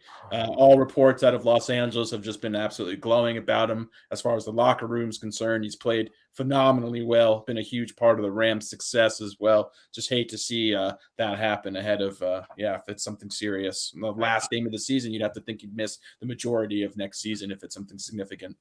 Yeah. I'll say this. For OBJ, first off, it's terrible, obviously, but there's plenty of time. Like, these things aren't a year anymore. And then number two, the Rams have no draft picks, so there's nobody to replace him with. So, hopefully he'll be okay. There was a report that Los Angeles said they would, assuredly have him on the roster next season. They wanted to get him signed. They have to, because their other third big name is out with a torn ACL and Robert Woods, right? So you can't assume that he'll be back to 100% just because, as AB said, it normally doesn't take a full year to come back, but sometimes it does. So you want to have 3 really good wide receivers, just like the Bengals do. Oh, we've got another Manning family commercial for Caesars Sportsbook. I haven't seen this one yet. They're sitting at the table together with Jay Smooth and Halle Berry, who they don't have speaking in the commercials. Smart marketing. Why would you have one of the greatest superstars in the history of movies speak in your commercials? Why would you not do that? I had somebody the other day tell me, you guys are like, that's Halle Berry? Yes, that's Halle Berry that doesn't speak. I mean, it makes no sense. I would rather hear from Halle Berry than Jay Smooth. Or did I call him Jay Smooth or is it JB Smooth, right? Yeah. I mean, both count. That was an honest mistake. That was an honest Shots mistake. fired. I know. You'd rather hear from Halle Berry than Jay Smooth, our own Capra coach, our college basketball specialist. Hey, let's be honest. There's nobody here that wouldn't rather hear from Halle Berry than Jay Smooth. Let's be honest. Come on. Come on. It was shots fired, though, unintentionally. Smooth catching shrapnel over here, yeah. Mikey, defend your boy. I'm more worried about my pocket right now. I'm looking at this injury news. I'm watching. Is he? This is a gripe that I have. A major gripe. Is he walking off the field right now? Yes. Okay. If I own part of the team, if I'm invested in any way, and you have to stop the game like that, why would you ever let him put any amount of weight on it, ever, for any reason? Could not agree more. They are coming after Stafford, and they couldn't get to him, and he throws a dart. An absolute dart, first down. Who is that? Bryson Hopkins, another tight end that they have that's behind that. But, yeah. Wow, when you bring the house, you better get to Stafford. Because when you don't, that happens. 20 yards downfield, they had plenty of time. Bryson Hopkins. All right, Bryson Hopkins is the son of Nashville legend, Titans legend, Brad Hopkins, offensive lineman. See, you said it like it was somebody famous. Then you had to look at the name. Well, no. Like you're bragging like you had to look at the name. I'm looking at this other bet that I really need. Yeah. Larry, whose jersey is Hopkins, that? good dude. Go ahead, sir. The One Isaac. The Reverend. Isaac Bruce? Isaac Bruce. The Reverend. The Reverend Isaac Bruce. I grew up in St. Louis. Isaac Bruce, Torrey Holt, Kurt Warner, the whole. Fastest show on turf. Exactly. Greatest. Yeah. Greatest show on turf. They almost. I'm surprised, Maestro. They still or ever sold jerseys in kids' large size. But apparently they did. Can I just say that with the Kendall Blanton ticket, that's just really discouraging to see Bryson Hopkins make that catch. That just really followed by a Blanton false start. Yeah. Yeah. False start, then an overthrow by Stafford. He had Van Jefferson wide open, then almost a lace hit. Thank goodness. If Jefferson would have got down there, that would have been a flag. You got to do what they do in soccer games. Uh-oh. So now OBJ is walking to the locker room. Boy, Mikey, to your point, if it's a torn ACL, why is he walking? No reason. Yeah. None. There's no reason for it. None. All right, 2nd down and 15 for the Rams. This is a big drive for LA. I think the way the Bengals have started to figure things out, they can't have an empty drive here because the Bengals will still have time if they're stopped here. So Cam Akers, and he's going nowhere. That's called the Sean McVay special right Welcome there. to Sean McVay, 2nd and 15. Yeah. Is that what you guys call it, the Sean McVay special? Sean McVay special, the most obvious passing down that you could possibly have. He runs the ball in the most generic, predictable play possible. Yeah, but how about get the clock to the 2-minute warning here, Alex. With 3 timeouts for Joe Burrow. All right, 3rd and 14. Stafford back to pass. All kinds of time. He's going to run. He's going to throw deep down the court. Intercepted. Who had over a half interception for Stafford? I believe R.J. White did. He did. Oh, did he really? Yeah, in the column. I thought you were just taking shots. No, Although I did. That's okay. All right, so the clock did get down to the 2-minute warning. The Bengals do get the interception. So now all the momentum. Mikey, if you could please, what is the live number now if people want to bet on I've- either. 3.5, but you're paying some minus 130 on it. Totals right back there. I would say if you liked the Bengals to start this game and again didn't get it, this is now a great Bengals opportunity. They've got the double dip here. They've got 3 timeouts, get to start the ball in a normal condition, and then they also get the ball to start the second half. If all goes well, they could be leading and starting the ball with the second half. Yeah, it's a great spot if you like Bengals 3.5, 4.5 pregame. You got to love it here, in my opinion. Oh, Consider you watched OBJ go down, you've watched how things have played out. If you like the Bengals pregame and for some reason didn't get on it, I would definitely consider playing it at this point. Mikey, I'm a little confused, so forgive me, but I'm trying to figure out which of the 5 of us are on the Bengals for this game. Once I need to look at my pay. It's me! It's me! Damn it! I love the Bengals. Before I'm this on the game Bengals as well, started. gentlemen. Oh, you are? Oh, yeah, I didn't know Alex that, is. Alex. Alex is. Okay, yeah. my bad. I didn't mean to take all the glory, at least the current glory. Okay, I'll share it with you, Alex. But Alex, we have showdowns all over the board for the game. I have a showdown with the Maestro, and then I doubled the showdown with Sia, who's coming on at halftime. Can't wait to see him. Moment there. One more, Coach. I like this one. I want to get Larry's thought on it, and they just closed it on me too. Kendall Blanton is 11.5 receiving yards is his live line. Could be a very interesting one with OBJ down. I know that they just threw to the other tight end Hopkins, but at 11.5, you're still basically looking at 1 catch and potentially again trailing game script or neutral. Like I said, they may not touch the football again until halfway through the third quarter. Is the only issue with that, but. If you like Blanton pregame at 11.5 now in their current condition, there's definitely going to be opportunity for that one as well. I wonder what the over-under is on how many times the announcers are going to say, the Rams haven't touched the ball in 58 minutes of real time. You know, it's always the case. That's always the case. By the way, apparently Michelob Ultra shot a bunch of commercials in the same bowling alley. Do you think Brooks Koepka has ever bowled a day in his life? No. Well, he was in one just now, and Peyton Manning was the main one with Jimmy.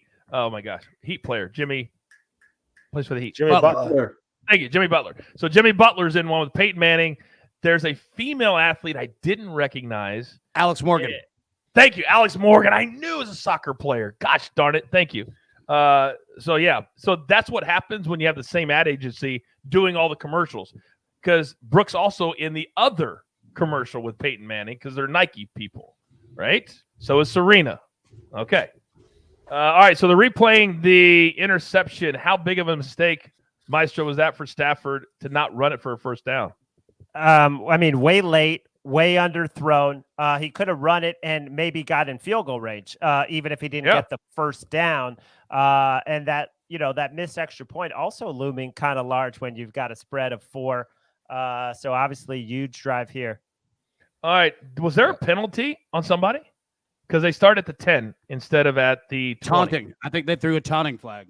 So Taunting stupid. flag after the play. Yeah. Come on. It's a Super Bowl. Be smarter than that. So complete pass out of bounds. So it'll be 2nd and 5 for the Bengals.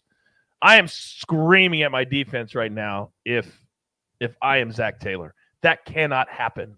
You go to the camera, you celebrate and then you run off the field. You can't afford to give up 15 yards inside of 2 minutes. All right, CJ Uzomah, first down catch for the Bengals coming out of the backfield, 1st and 10. I think it's important, Mikey, for not only if the Bengals don't score here, just not to give the ball back. Yeah, they're going to try to. It's going to be hard potentially with 3 timeouts, but I guess they could in theory. They're obviously going to try and score though. They got a great kicker. They just need 40 yards here. Yeah. So Joe Burrow throws it away on first down as he is rushed outside of the pocket. What's the matter? Who's laughing? I know. I just saw somebody in the chat talked about the trainer that came onto the field to get the penalty. Oh my God! What's he doing? Is that what happened? Yes. So some clown and now they're showing him, he's not even in a uniform. It's Vernon Hargraves. Yeah, so he runs all the way out to the end zone to celebrate with them, but he's not in uniform. You can't do that. So stupid. I take everything back that I just said about the Bengals defense, and I would just yell at that one dude. And he's also in flip-flops. He's in flip-flops, by the way. He's in flip-flops. So he got a penalty in flip. What do you think the odds were, Alex, for a player not playing in flip-flops to get a penalty? What do you think the odds are I have flip-flops on right now, Coach? That's awesome. That's awesome. If you show me your foot like Aaron Rodgers, I'm shutting the feed down. I'm just shutting the feed down. Hey, I'll tell you what, anybody who's got Joe Burrow pass attempts, anybody that wrote it, those were 4 quick, nice little pass attempts there, and we got more coming. We could rack up very nicely here. We're at 12 for 18, $154. So we're in a space where we could get there if we had to. By the way, if the over/under on showing J-Lo with Ben 10 years apart was plus 10,000, and it just happened. Wow. Benifer 10 years apart at the Super Bowl together. All right, 3rd and 6. Burrow. He's going to go down. He's going to go down. And Floyd has the sack. And so the Rams have called a timeout, and the Bengals will punt. All right. I'll take that. I mean, I'll take that too. I've got over 5.5 sacks, over 3.5 for the Rams. That is just a bad penalty because that changed the entire drive. I want to know how what did the total on the first half close at? Was it 23.5? And the 23.5. Let's not talk about it, fellas. Okay. All right. Please don't jinx me. 23.5. I got to root against you for some Rams points on this, but this is really a prime spot for some big chunk receiver plays, or Cooper Kupp is at 87.5. I'm playing it right now. Playing it? Okay. Live bet. Official live play 87.5. Same here. I took a big position in it. Okay. Good. You both just took it? Yep. I'm tracking our live bets for the show for the end. All right, so you both got it 87.5? 87.5 is what I have on DraftKings. Okay. I just played. All right. Thank you, AB, for doing that. Yep.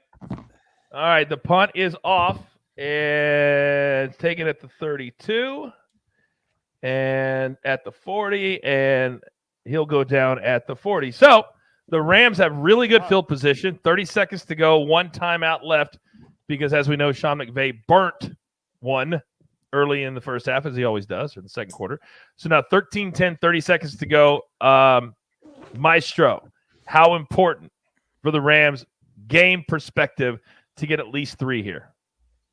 Oh, it's huge. I mean, there's so much riding on this drive in terms of, field goal props, first downs, Cooper Kupp yardage, Blanton yardage, every single play. But, Stafford, that was a bad decision. That was a really bad decision. Let's see how he bounces back. He's been able to shake those off. I mean, he's had some of the worst pick sixes and turnovers, and then he comes right back and delivers. So I expect him to be on point here.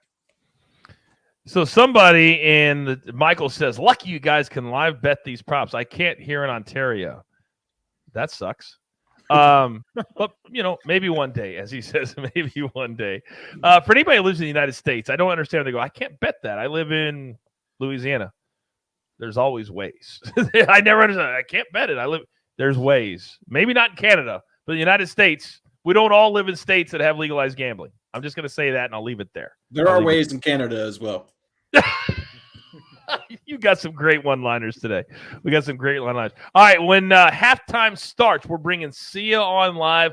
We're also going to discuss who we think the surprise guest is going to be for the Super Bowl halftime show, which a lot of people are predicting could be the greatest of all time. We'll see how they put it together. Dr. Dre, Snoop Dogg, who else? Eminem. Who am I missing? Kendrick Lamar. Mary J. Blige. Mary J. Blige. Mary J. Blige. Yeah. Mary J. Blige. Those are the 5. Lil Geppetto could make an appearance. Who did you say? Coach doesn't know a Little Geppetto. Why don't we get that story before the end of the commercial break? No, I do not. Let's hear it. I may or may not have had a very brief tenure as a rapper, and my name was Little Geppetto. What? Stop. I'm Just sorry, man. It was too stop. perfect. I had to bring it up. All right. Somebody find the video. Find the video. I want some performance right here. No, as soon as halftime goes, you think of your greatest hits, and as soon as we go to halftime, you're doing something for us live here on the show. Oh, I cannot believe. Jeweler, talk to me. I got to make real quick. This is going to be a clean performance, right? Because we do not have the delay. So I don't know what little Geppetto's The FCC might be making a phone call to this. Okay. I got to let our standards and practices department know. It needs to be on a delay. Okay, that's fair. That's fair. Now I'm really intrigued. It needs to be on a delay. I cannot believe we're going to get a performance Let from me- Little Geppetto. Little Geppetto will appear at some point. I don't want to guarantee it this halftime. We got to build up this. As I've been in retirement for well over a decade. Alex, it's too late. It is too late. You've got literally tens of thousands of people waiting for Little Geppetto now. You can't disappoint. I've got to build it up some more, Coach. Coach, can I interject? Can we at least get a little backstory about where the name came from? I'm a big fan of Pinocchio, naturally, a childhood favorite of mine. Geppetto being the creator of Pinocchio. This was at the time where everybody was a lil something. And I naturally pivoted to childhood favorite of mine, Pinocchio, and Geppetto, the puppet master. So I was naturally Little Geppetto. Bet Bird says this is the best thing to happen all night. So you're gonna tell me that Bet Bird can write that, and you're not gonna give it to the people? It'll Come come on, Alex. someday. It'll come someday, Coach. I promise Oh, it'll man. come someday. Can we talk about Cooper Kupp not getting out of bounds on that? Yeah, on what that in the pass? world, dude? And was that their last time out or their second? Yeah. Yeah. They had to Yeah, burn it's their their final last time time out out. on that. Yes, Oh, yes. Inexcusable. But they do Yep. have enough time to complete and spike if they are able to. They do. Under So- 23 and a half. All right, 3rd and 1 from the 50-yard line for the Rams. Stafford, 5 receivers. Oh, he's going deep. He's got a great defense on Yes. Van Terrible Jefferson. execution on that drive by the Rams. It really was. 2 Horrible. deep passes, Woo! incomplete. And so it looks like, barring a crazy finish, because we all remember what happened. Was it in Arizona when, was it the Rams and the Cardinals? Remember the last play they were going into, and then there was a fumble or an interception taken back for a touchdown? Yeah. This I'm trying is to a remember huge which play here. We could get the touchdown or touchback punt and another punt for AB. Oh, that'd be You're nice. a virtual lock to cash the over on punts right now. Well, lock, I baby. think we There it just is. cashed under 23 and a half. All right, the punt is away. Stay away from it. And it's going to be a touchback. And boom goes the It dynamite. is! There it goes, baby. Bang, bang, bang, bang. Bang. Let's Beautiful go. call, AB. And Good how many, job, oh, AB. how many punts is that already? 5. That's 5. Yeah, I need 2 more. 5 punts. 5 punts. All right, halftime, guys. I also want you to pull out your betting board because I want you to take a look at anything that's close. We're going to go over it at halftime because we're going to have 30 or 40 minutes to fill. So let's just get to halftime, and then we'll decide what we're going to do here. So, the clock they nailed down. So they're going to halftime. And I'm Yes. telling you, if Cincinnati, good call on that under, Alex. Thank you. There was no value left in it. Clear. Oh, No. wait a second. Leave it to the man who's mocking me with the eye black to ruin my flow. But that's okay because I touted you twice. And apparently, Maestro has this little thing he does where he disrespects people. When they come on the show, he gets up and walks away. So he did it with Ben, who was a fan of the show, and he walked away. Now he just did it with you. Is that disrespectful or no? I mean, yeah, just acknowledging me and saying hello would have been nice, but I guess he's too cool for school, I guess. Classic Apparently. Maestro. Classic Nice, Maestro. Classic Maestro. And apparently Mikey didn't want to say hello to you either because he I didn't. see ya. Well, in Mikey's defense, he sees too much of me already at on the early edge, but also on fantasy football today, DFS. So we're always That's around very each other. true. Okay. All I right. see Very it. good. So see it. You're just coming on right now. What did you make of the first half? Some of the numbers we cashed that you have going. Just kind of give me an overview of what you made of the first 30 minutes, rather. Well, first I got to break some news because I think I know who the halftime person is. What? The special guest. Yes. Are you ready? Tell me. If it's Ice Cube, I'm going to die. It's Vernon Hargraves. I know. Crazy. I can't believe it either. Why is that funny, AB? You're laughing at everything today. Because that's the dude who got the taunting penalty, who ran on the field. Oh, I didn't know that. I never heard his name. I never heard his name. Was that the dumbest penalty you've ever seen in Super Bowl history? I genuinely I can't imagine what he was thinking to think that that's an okay thing to do. It cost them that, because when you start at the 10 instead of the 20, that changes everything in your 2-minute offense. No? That's 100% true. The play calling gets way more conservative when you're backed up near the goal line. I mean, you very well could have, and we'll never know, but you very well could have cost the Bengals a touchdown or a field goal. And then again, they're getting the ball at the beginning of the second half, and they could, at that point, have been up 7 or at least another 3 points on top of it. So, yeah, as far as my bets, though, Coach, I've got the Rams -4. I'm not feeling super strong about that. We have that double up showdown, and, the fact that OBJ is out and that Stafford doesn't look great. The running game doesn't look quite as good, although I will admit that Darrell Henderson looks way better than I thought he would, which of course impacts my Cam Akers over. Yes. T. Higgins over 5.5 receptions. I got plus money on that. I think that's tracking pretty well. I think he has 3 receptions on the day, so that's looking pretty good. Samaje Perine hasn't touched the ball. I'm not super worried about that because, again, I'm looking for 8.5 yards. That could happen on one catch. And then Joe Mixon under 63.5 rushing yards. Clearly, that's not looking great. They let up 2 long rushes over 10 yards, which is not something I anticipated. So right now, I'm kind of tracking at like 2 out of 5. A little under the Mendoza line. But we'll see. I mean, so much can happen in the second half. So we'll see what happens. Yeah, that Joe Mixon, Maestro had longest rush under 13.5.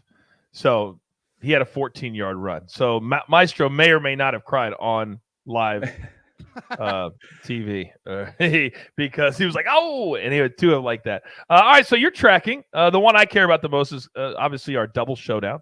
And 4 is our number. All right, so we went through yours. By the way, to fill in everybody in at home, Joe Mixon 7 carries, 40 yards. T. Higgins 3 for 25. Samaje Perine, as you said, no catches yet. And Cam Akers, he's at 7 for 10.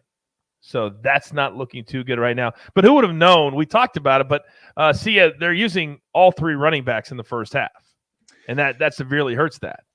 Yeah, and the thing is, I got to admit, Sean McVay indicated that would be the case. But that's one of those situations where do you actually really believe it? Do you believe that Darrell Henderson's going to get in on the second series and that Sony Michel is going to get in on the third or vice versa, whatever it was? So I thought Cam Akers, who admittedly doesn't look great, I thought he'd get 2 or 3 series right off the bat, be able to establish a hot hand, and then just get the majority of the carries from there. But Darrell Henderson looks like the guy. So it's going to be interesting. From a DFS perspective, Darrell Henderson was 1,600. He was like super low price. So if you put him in any of your lineups, maybe you put him in the captain spot in the Millie Maker or something. And like, you've got maybe something cooking in that regard if he, catches a touchdown pass or runs a deep one. So there's, it's super interesting. It's not that I didn't anticipate this. It's not super surprising, but I'm hoping Cam Akers can spring a long run or 2.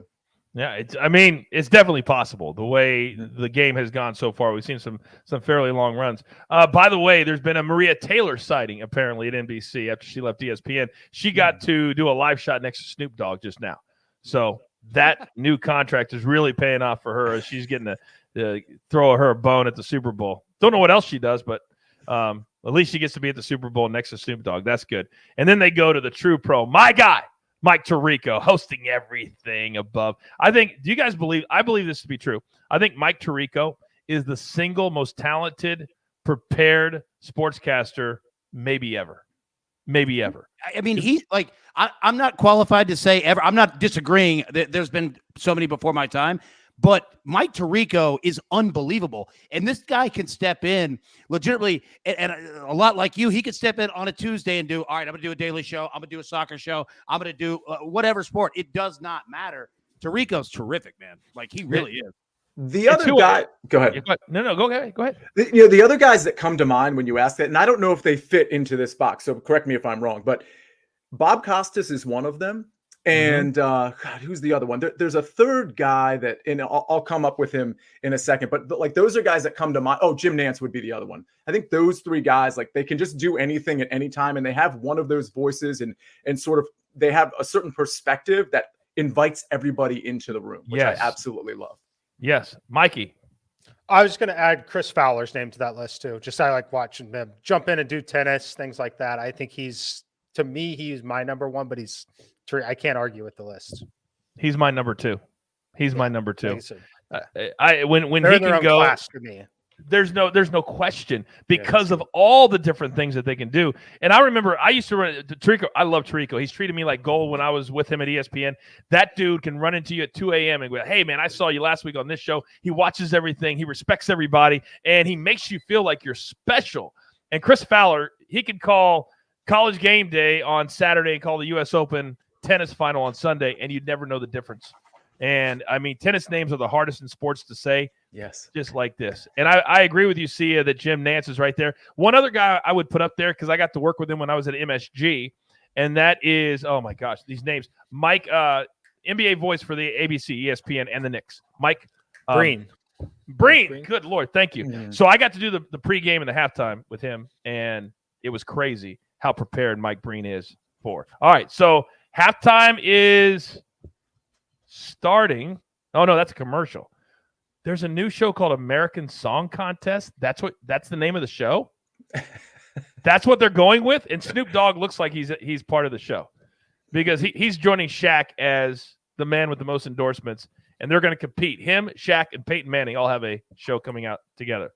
All right, so they're getting ready to announce Dr. Dre, Snoop Dogg, Eminem, Mary J. Blige, and Kendrick Lamar. And Maria Taylor, if the over-under was 1.5 on sightings for her, you just cashed that ticket. All right. So, boys, real quick, who do we seriously think the surprise person will be? Sia? I'm sticking with Vernon Hargreaves. No, I'll go with 50 Cent. 50 Cent. Alex? Yeah. I'm going with a bit of a dark horse, Lil Geppetto. See, are you aware of Little Geppetto? Well, I was listening, of course. Why wouldn't I be listening to the show before I come on? And I hope we can track down that footage. That would be fantastic. In all seriousness, no, go ahead, Coach. Yes. No, go ahead. Go ahead. In all seriousness, I'm going to go with a hologram of Tupac. I like that was actually I was going to say that before our very own Uncle Dave Richard suggested that. It's a novel concept to watch the show you're going to be on before you come on so you know what to talk about. Because I guarantee you half our crew does not do that. Oh, why would I watch the show before I come on it? I don't know. Mikey, who do you think the surprise is going to be? I'll say 50 Cent. I thought that was already confirmed, so that's why I would say it. But other than that, yeah, I think it'll be 50 Cent for sure. Okay. I'm going to go with Ice Cube. Because it's a connection to NWA. And I think it's a great time to bring Dr. Dre, Snoop Dogg, and Ice Cube all back together again. Can we do that? Because remember, Dr. Dre found Eminem. So all of them kind of came up together, all of that. So it could be. Now, what is this that they're showing right now? I'm seeing a bunch of molded clay characters in a commercial with a couple of really cute kids. Is this the start of halftime, or am I missing something? No, I believe it's the start, Coach. Okay. Well, Mom and Dad walked in, and they ain't happy. Their house is all torn up from these little clay figures. You're going to like the end of the commercial, I'm guessing, is what I'm saying. I won't even acknowledge Just Jefferson and dancing. You know I hate that stuff so much. Oh, my gosh. Everywhere I go now, somebody is doing that.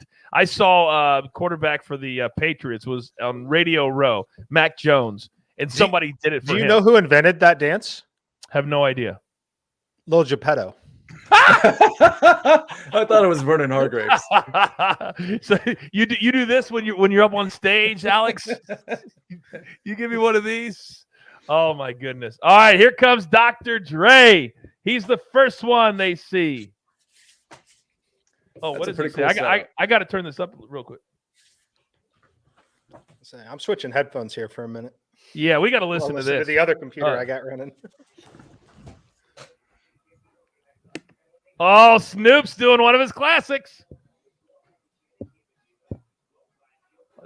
I think this is his best one right here. Maestro, this is number one on your playlist, isn't it? It is, but you could just skip me for this segment unless you want to make fun of me, you can. But oh no, I thought yes. I thought you were mocking, but No.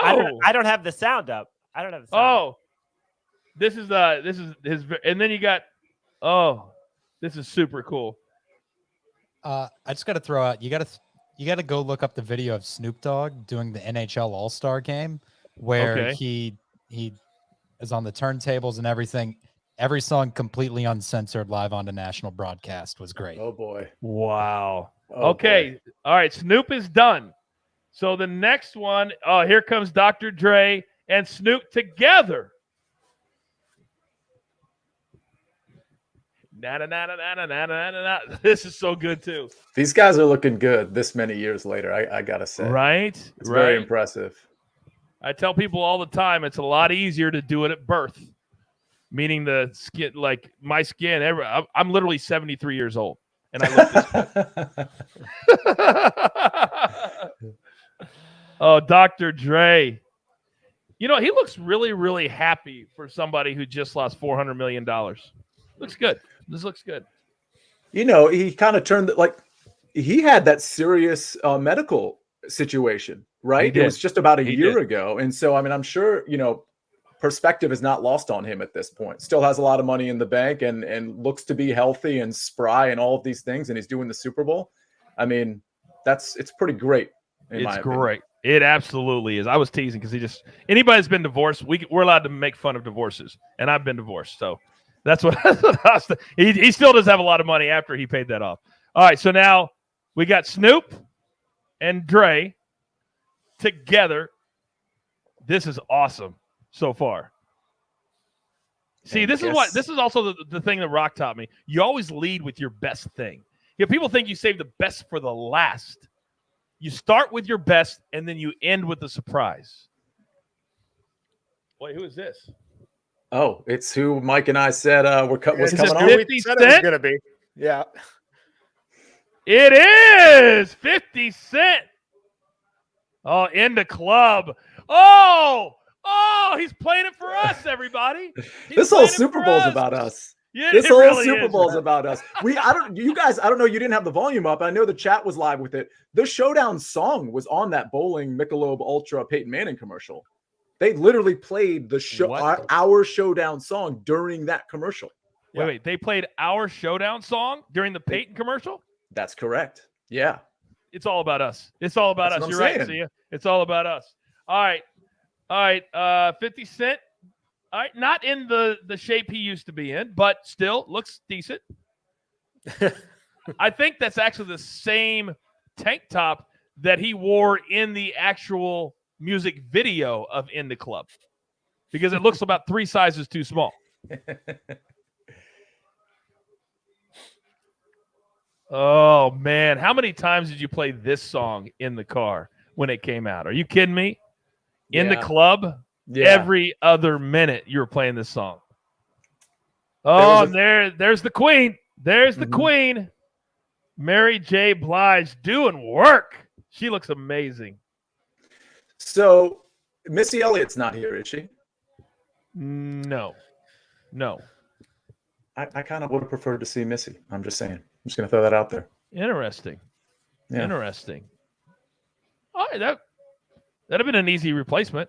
Been on the same I level. mean, could have had them both on. I'm just saying. Like I thinking of this all-star cast, Missy Elliott seems missing. Oh, this is one of her best. See, this is the other thing that you do is you play your hits. when you have been around as long as this entire group has, can you imagine one of them coming out and going, anybody ready for a new song? Like they do at a concert. Can I play some new stuff? No, you cannot.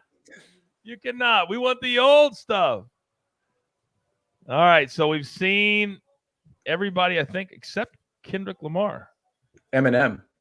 Oh, we haven't seen Eminem. He's going to close the show.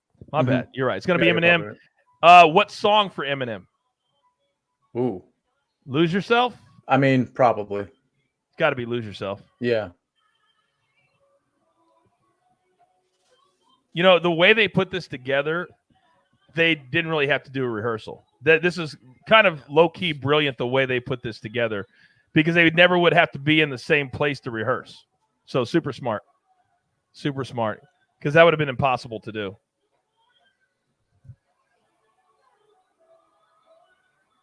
I got to tell you, I'm really enjoying this. You guys? Well, I got to be honest. I don't have the sound up, so this is being recorded, and I will be watching it later. But I'm sure I can tell just by the optics of it, it's pretty awesome. Well, I love that the way they built. It's like 5 little houses, almost like they're model houses, and then they're performing on top of the houses, so everybody in the stadium can see them. That's always kind of my thing is they don't think about everybody at the top of the stadium always watching. You know, Maestro, go ahead. Yeah, the Super Bowl that I went to when the Rams lost to the Patriots, it was U2, and I was like all pumped and couldn't hear anything. I mean, the acoustics in New Orleans were terrible. It's the worst. And then when you're hearing like 3 or 4 seconds after, and you're saying, "Oh, it's the worst. It's the worst." That's why I will only go to stadium or concerts inside. I don't like stadium shows. Okay, here we go. Kendrick. Wow. Boy, this is sweet. Yeah, I'm loving this Kendrick Lamar part. I'm with you, Mikey. Yeah, super cool. Really smart how they put this all together. Everybody has their own spotlight, their own shine.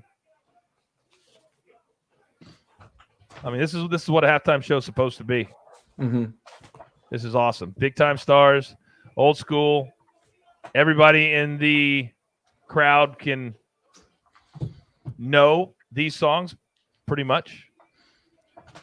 All right, so are we all? Oh, Alex, I thought you would come back right in time for Eminem. I knew you'd come back because Little Geppetto and Eminem have a lot of same qualities about They them. do indeed, yeah. Similar parallels, career arcs, albums made. I want to say #1 hit records, singles. So I can't wait to hear some of your best stuff. I'm excited to share it with you, Coach. Yeah, well, it's everybody in the chat. That's all they're talking about now. Super Bowl. What Super Bowl? We want to hear Little Geppetto. I've got a great story that I'll tell you guys as soon as we go off air. All right, so the only person, remember, this is only 8 minutes long, so it's almost over already. So has the special guest made his appearance yet? Yeah, yes, he has. And it was 50 Cent. 50 Cent. Okay. It you guys were right about that. That was Mike's call. Mikey and Sia. Sia was on it too. Yeah, Sia was on it first. Yeah. Could we bet on that? Was that available on any books? I wish. I'm sure there's a few that had it. It's funny to me, the sports books, there's always a few out there that don't limit those extreme prop bets, and you're like, this is information that can get out. Mhm. Why would you not limit the bet size? You know what I mean? Most do. Oh, here's Eminem. Oh! So what's one moment, one opportunity. Oh, there we go. Okay, I was going to ask. Okay. One You'll like opportunity. the intro though too, Sia. When you watch it back, you'll like his. Okay, cool. Yeah. Are we going to have a best rapper ever conversation, or are we holding off on that? Well, it wouldn't be very long because they're either standing right here, or there's one that's married to Beyonce, or a couple that are no longer with us. That'd be. I was going to say, yeah, exactly. Yeah, but that's the list. You're probably right. Yeah. Oh, there it is. AB. Oh, but now. Looking good, AB. Oh, man. Hey, I appreciate it. Yeah, it's good to be back. I like that. AB, oh, no, you did not. No, you did. I'll get back to you in a second. We're enjoying Eminem real quick. Then I'll get back to you. How has Eminem been out of the spotlight for so long? I mean, it's nice when you can make hits for 5 years and just collect checks for the rest of your life. That's nice. Mhm. But Does I he, want some new music from him. Does he like do anything behind the scenes? Does he own like a label or anything like that? Yeah, he collects lots of money, Alex. I That's know what he does that. I'm overseas. just curious if he has any like. He may produce. I don't know. He may write. I don't know. You don't hear anything about him. That's why. Outside of that, like album he had in the last 10 years. That's Dude, he looks younger than he did before. They all do. Yeah, it's crazy. They all do. Look at that. Anderson .Paak on the drums. That was him. Yeah. Who was it? Anderson .Paak on the Oh, drums. this for the opportunity set. comes once in a lifetime. Oh, this is my favorite Eminem song. This is the way you had it. This is the biggest song of any of them. Is this the In best halftime music. ever? It's like this and Prince, right? I mean, This was great. and what did they do? They kept it simple. What happens when they make mistakes? They try to do too much. Uh-oh. We got a little piano solo now. And Dr. Dre's playing the piano. Sweet. All right, what's Eminem? Eminem's going into something. This is awesome. This is awesome. By the way, Dr. Dre paid for this entire set. Wow. They weren't. The NFL reportedly wasn't willing to foot the bill this much, and he's like, "If we're doing this, we're doing it right." Good for him. Exactly. That's all what right. We're back happens to when you Snoop. sell We're back to Snoop. That's what happens when you become a billionaire with a B. You're like, I'm good. I've got it covered. Yep. All right. So now Snoop and Dr. Dre closing it out.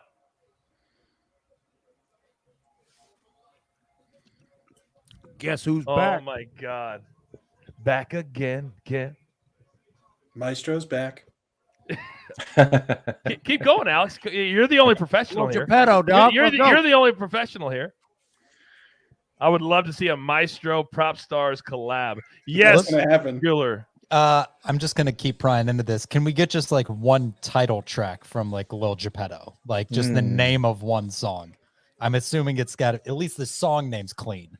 Little Geppetto was popular when MySpace was the number one social media platform. I'm just going to leave that as the only hint. So if I go back onto the Wayback Archive, can I find like the cached page of Little Geppetto's MySpace music?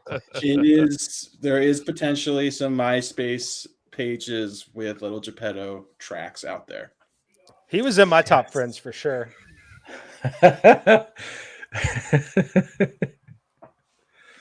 That is so cool. All right, they ended with all of them on the same level, same spot. The crowd's going bananas.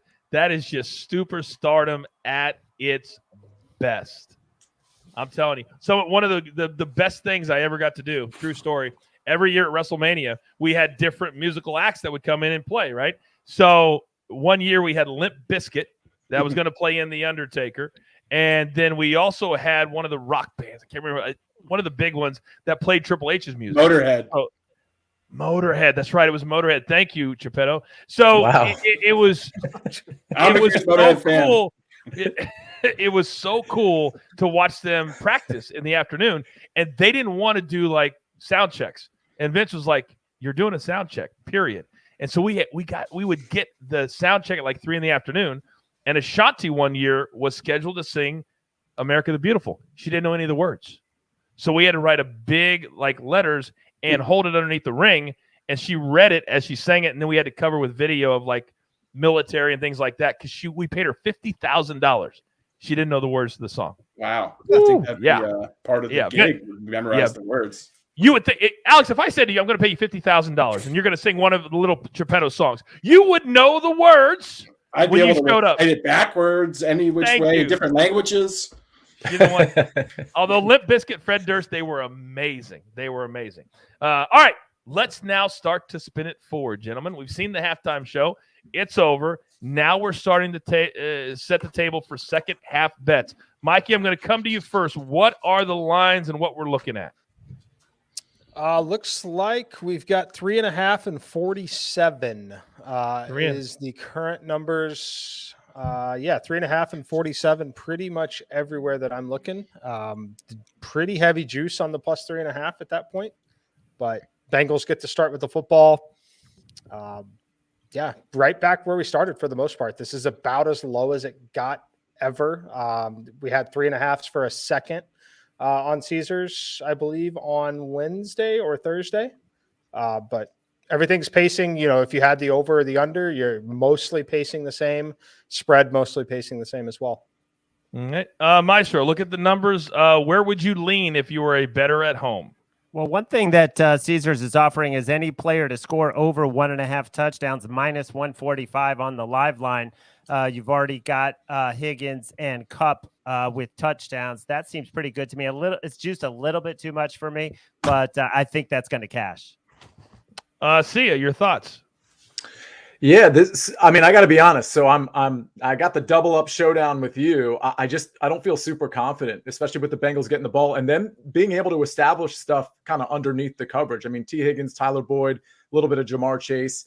It doesn't seem like Burrow's having a really difficult time. So there's going to be halftime adjustments. But if I'm starting fresh right now, I kind of like the plus 3.5, other than the fact that it's minus 135. That's a pretty heavy juice to pay there, but I like that number better than the alternative. Yeah, they're making you pay to really back your original bet is what they're doing. Alex, your thoughts? Yeah, we've got Cooper Kupp. His live line at halftime is 98.5. So if you took Mikey and I's advice and got him to close out the second quarter, you have a nice 10-yard discount on that. So that's nice to see. Jamar Chase's live line is 104.5. That was up to 118.5 at one point. I did open a position on the under when I saw that thing balloon up. Looking over at the rush yards, we've got Joe Mixon at 66.5, which was, I believe, where the line originally opened 10 days ago or so. So that's interesting. And then Cam Akers down to 31.5 if you have his over.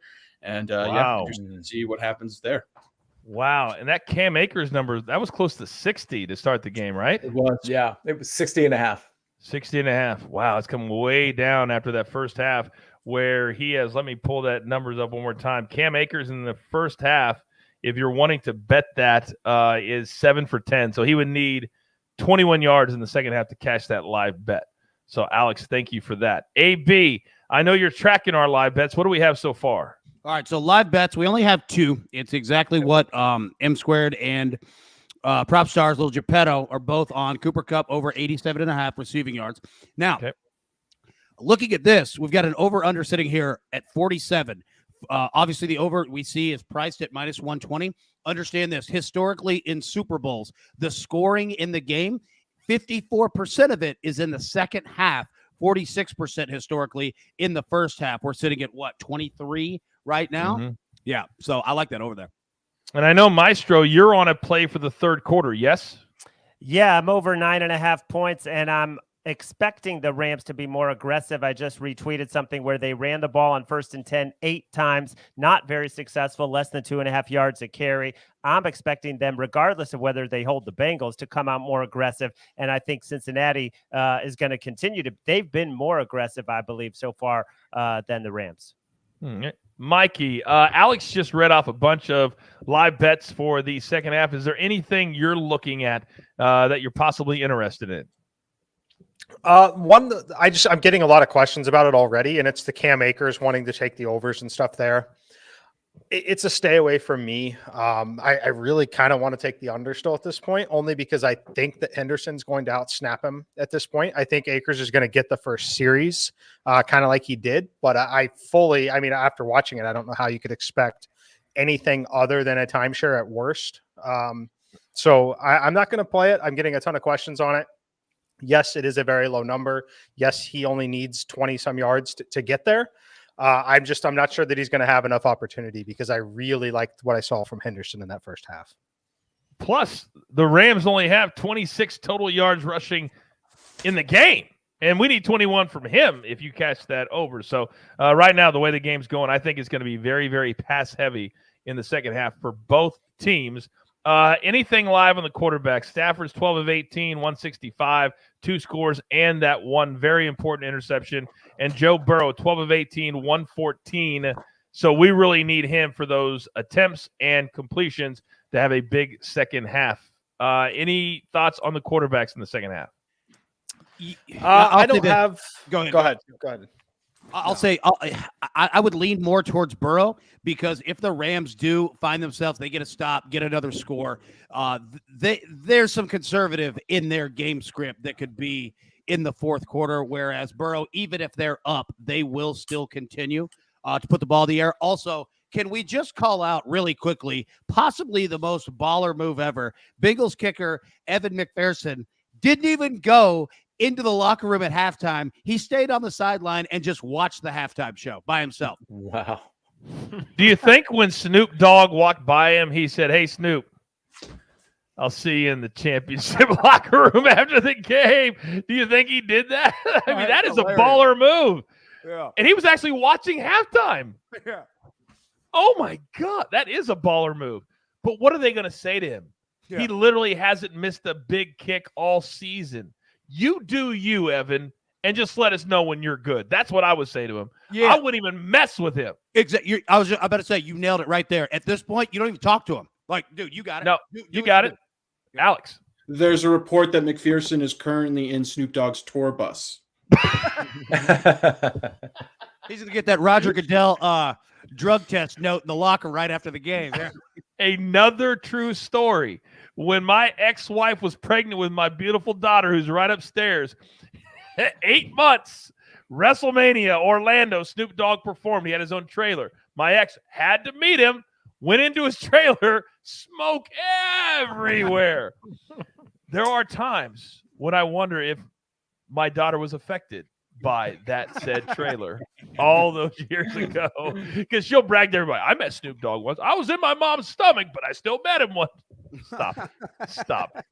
All right, here we go. Second half kickoff is underway, and another touchback. I wonder what the record is for touchbacks in the Super Bowl. All right, very quickly, let's go around the horn of what we think is going to happen in this second half. Maestro, let's start with you. Where are we going? I'm looking for this is a thrilling Super Bowl. This is not going to be a blowout like we had last year. And I just have to pause right now. Yeah. Let me jump in. They're saying Rams head coach Sean McVay said, quote, "Beckham's return from the knee injury doesn't look good." So OBJ is out for the second half, and they're going to jump off sides on the first play. And whoa! Oh no! Oh no! That's our guy. Oh baby! First play. Bengals, baby. Who day, coach? Let's go long. Who day, coach? Let's go, Alex. Me and you, baby. Let's go. Who day, coach? I'll do the Justin Jefferson. I'll do it. Hey, there's your second half scoring. There you go, right there. Yeah, and guess who fell down, Pooh Bear? Guess who fell down, Pooh Bear? Jalen Ramsey fell down on the play, and they went 75 yards. Ladies and gentlemen, let me welcome to the show one of our VIPs. He was one of the very first men to ever buy ESPN Early Edge gear, Sportsline gear. Pooh Bear, it's an honor, sir. How are you? Hey, the honor is all mine, Mr. AB, Geppetto. Hey, I love the mixtape. Let's go, brother. What's up? See you, Mr. Maestro. First off, I want to tell you guys thank you for just being interactive with us. We have questions and stuff that, you know, a lot of times people could come on and just shoot us down and say, hey, you got to pay a subscription to do that. And I want to thank you guys for always being open and stuff to talk to us. So I appreciate that. We appreciate you, man. Yeah, it's our pleasure. Yeah. When we started this show, this is what we wanted it to be, and everybody told us we were crazy. You can't have a positive sports betting space. It has to be negative. It has to be serious. We don't believe in that. And you're a big reason why, which is why we wanted to bring some of you on today so we can say thank you to you, not for you to say thank you to us. Because we couldn't do this without all of you, man. This is true. What's your best bet today, Pooh Bear? As of right now, it's looking like my best bet is the over and the and I parlayed it with the Bengals +4. Interesting. So somebody's watching me today. Because if you watch all the rest of them, you wouldn't be playing that. Hey, Coach. As a matter of fact, after the Bengals beat the Titans, I went ahead and put a futures down and bet that the Bengals will win it all at +800. You did. Nice. Wow. Love that. Yeah. Pooh. I would have been offended if you would have told me that prior to the Kansas City game.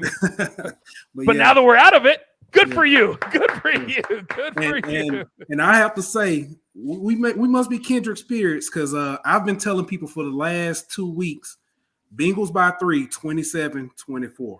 I love it. And that's exactly my score too. That is your score, huh, Coach? That's been my score. Hey, and I have it documented. It's on social media everywhere. So I it's love documented. it. I love it.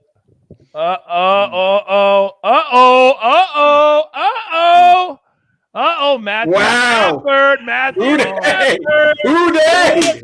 Pooh Bear, I want you on for the rest of the You got to game. stay till they win, Pooh Bear. You're the best omen ever. Yes, let's go. Coach, what's your Venmo again? What's your Venmo? I may as well just pay early. I got my phone right here. I may as well. Sia, if you don't mind, if you could share that with Maestro, I'd appreciate it too. Yeah, no problem. Oh wait, you guys both already have. You guys already have my Venmo. You already have my Venmo. Pooh Bear. Yes. Everybody wondered when we start the year. They said you guys don't really bet real money. And do you believe now after watching the show for so long? You know we bet each other real money, right? I know. I can guarantee it. I know. It's funny. The first show I actually watched was actually AB and the guys on the Wednesday college football show because I was strictly going to do college football. And somebody, one of my cousins actually said, "Hey, you should watch these guys. Michael Parsons is really good." I said, "Okay."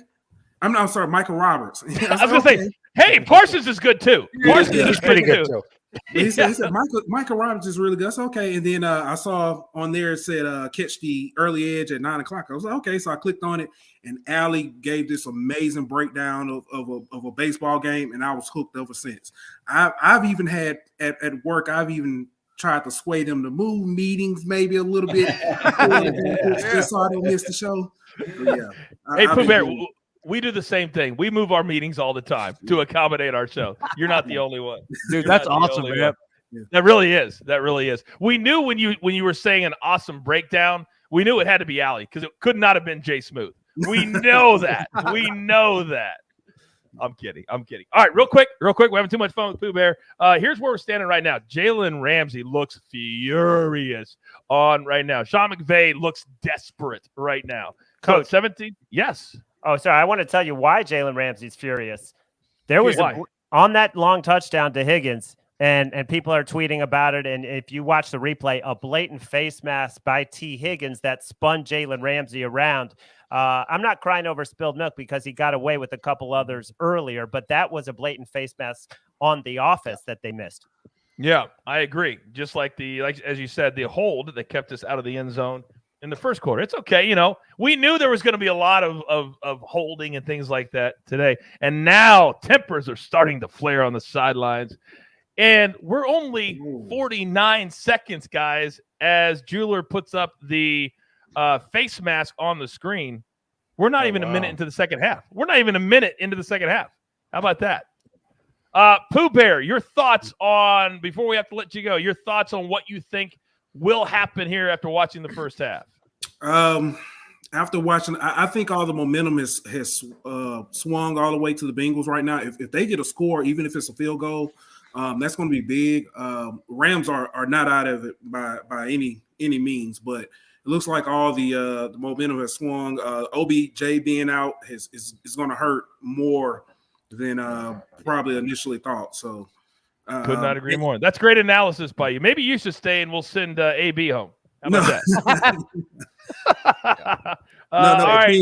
AB's in the basement. I'm in the garage, so no, I don't think I need it. I love it, dude. I love all you guys that know our show inside and out. God, it means the world to us, man. It really, really does. Pooh Bear, We love seeing you every single day. Thank you again very much. And thanks for taking the time to come on with us here. All right, buddy? You're the man, Pooh Bear. Thank you guys. Go Yes, sir. Tigers. Go Bengals. Who they? My man. That is the one and only Pooh Bear, who's every single day very, very active in the chat. We love him so much. And so glad how cool are these guests, guys? I love it. Amazing. Awesome idea. Yeah. Yeah. All right. 4th and 1, by the way. 4th and 1. And the Bengals make it a Joe Burrow rush. Alex, go. If any of the viewers doubt the legitimacy of our showdowns, you can just ask my beautiful new wife, because my Venmo has gotten absolutely decimated this season, courtesy of Coach and Larry, a little sprinkle to AB and Mike as well. But Larry and Coach have taken me behind the woodshed. I always felt like I was welcome in your home, but I have a feeling your wife would be like, You're on thin ice, Coach. Yeah, I'm on You're picking up dinner. I'll tell you that much. You're picking up dinner, Dad. Maestro, do you have something? Yeah, I'm just impressed that Zach Taylor went for it there, didn't take the field goal, and it's the second time he's gone for it. Why do we think he went for it on 4th and 1 up 4 instead of taking the automatic 3, Sia? It's a good question. I thought that it's a momentum thing, in my opinion. I think getting the 3 points and going up 7 made so much sense, but all of the momentum is on their side. And if they don't convert that 4th down, yeah, they lose some momentum, but they're still in such a great position. This is when you put the hammer down, and this is when you have to make that tough decision as a coach, knowing that there's a great probability you're going to pick up that 1 yard. The way this defense is probably gassed. I know halftime just happened, but they were just on the field, and now they're back on the field. It's not a great situation for the Rams D right now. Great analysis by you. As you were talking, they completed to CJ Uzomah. He's going to get it inside the 15 down to about the 13. So another Mikey big 3rd down play for the Bengals inside the 15. Huge 3rd down play for him. The 4th down play was huge, honestly. Going up from 4 to 7 does literally nothing for them, in my opinion, and mathematically. It's a 1-score game needing a touchdown either way for the Rams to win at that point. So huge boost to their win probability to go for it on 4th down there and get it. If they can somehow put points on the board here, they're in really, really good shape.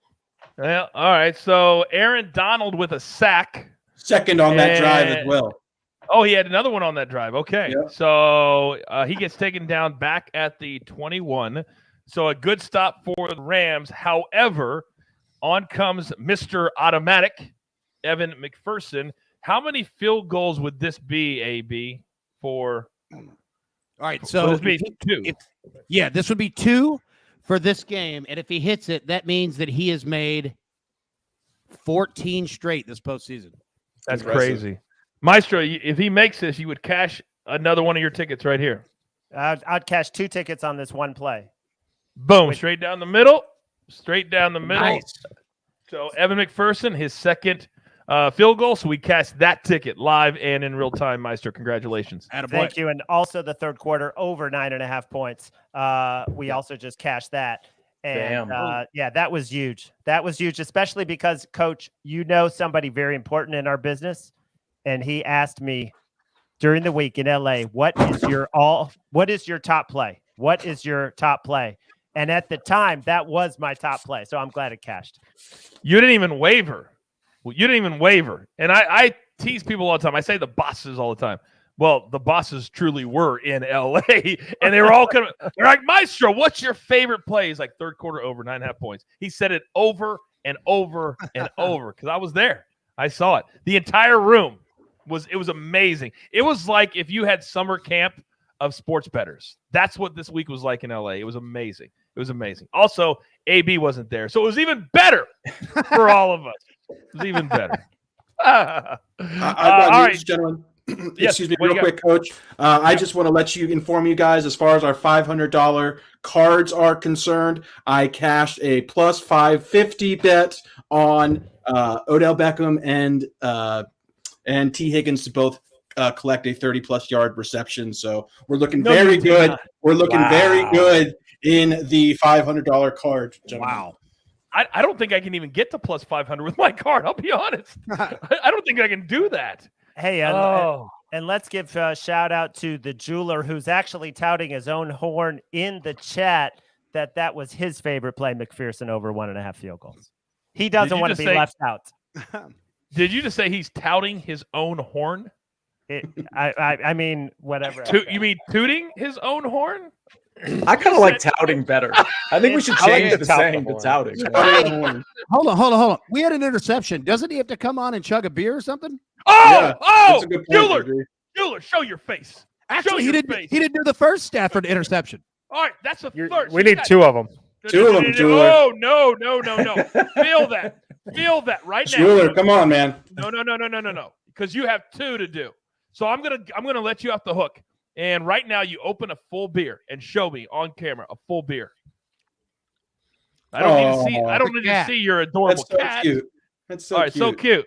All right. I'm not here for cuteness right now. I'm here to see you get drunk live on the air. So open it. And since oh man, I should make you do both. I'm not. But you know that you're wrong. You know you are, because you should have jumped on during the last one. You didn't. So chug that thing live on the air right now. Is that grape soda? He can't do it. He just can't had do it. 1/10 of that beer. We're gonna sit here until it's over. Jeweler. You know, it's easier to chug from a glass. That's true. Where's the glass? Fundamentals. Look at Jeweler. I feel like I'm in high school all over again. This is so great. Jeweler. Hey, Michael wants to know, where's Chief?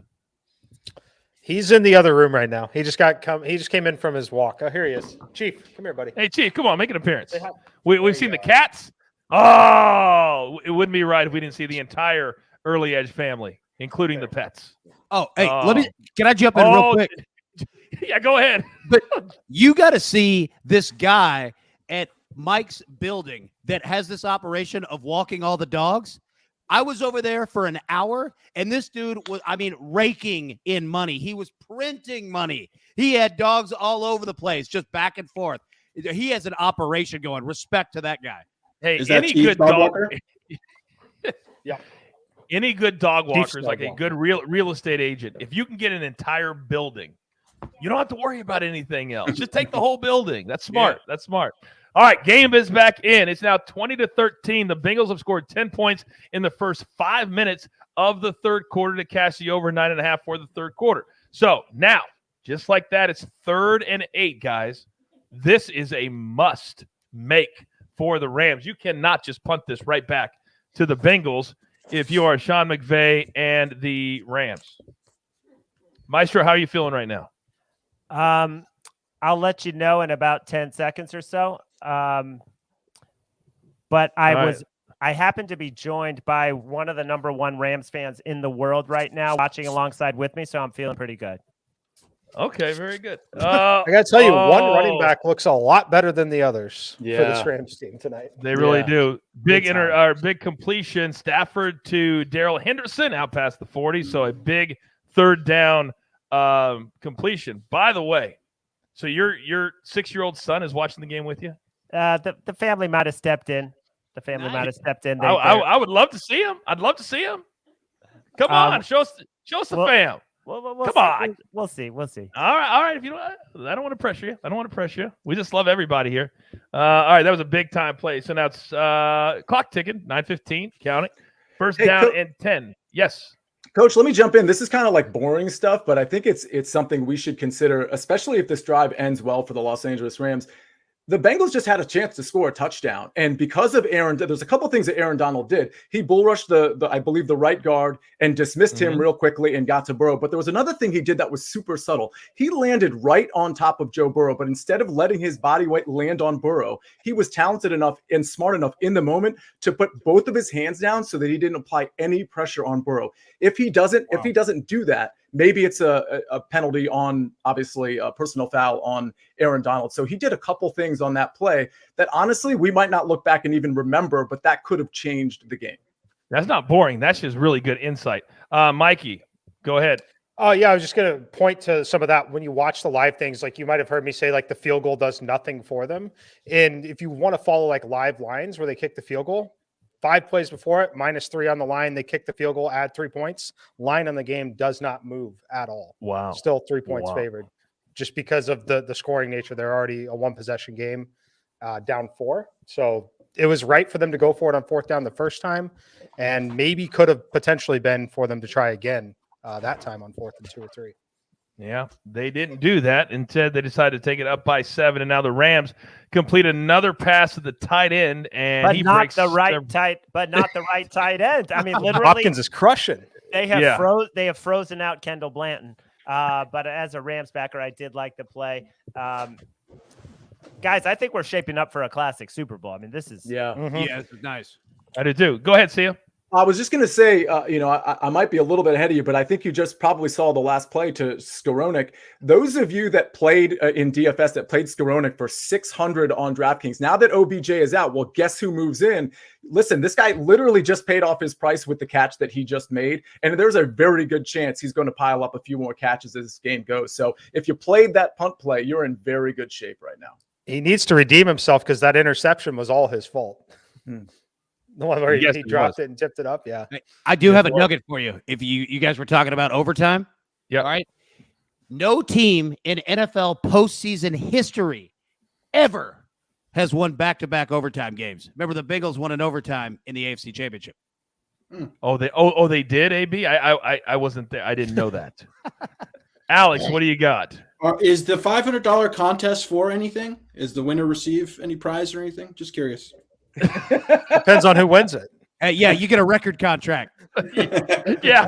I already turned that down, AB. Maestro, go ahead. Not only is Blanton not catching anything, he also missed the block and got Akers stuffed in the backfield. Mm-hmm. Every time Akers in the game, he's going -1, -1, -1.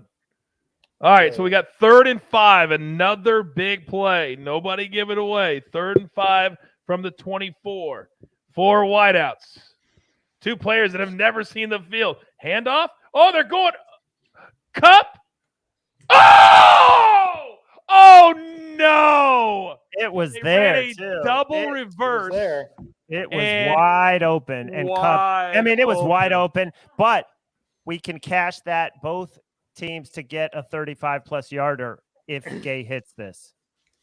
I guess there's always a positive. They just ran the Philly special. That's one of my picks. Coach, there's a very good chance that play was designed for Odell Beckham, by the way. Yep. We know Odell Beckham has some throwing skills, maybe better than Cooper Kupp. And so that right.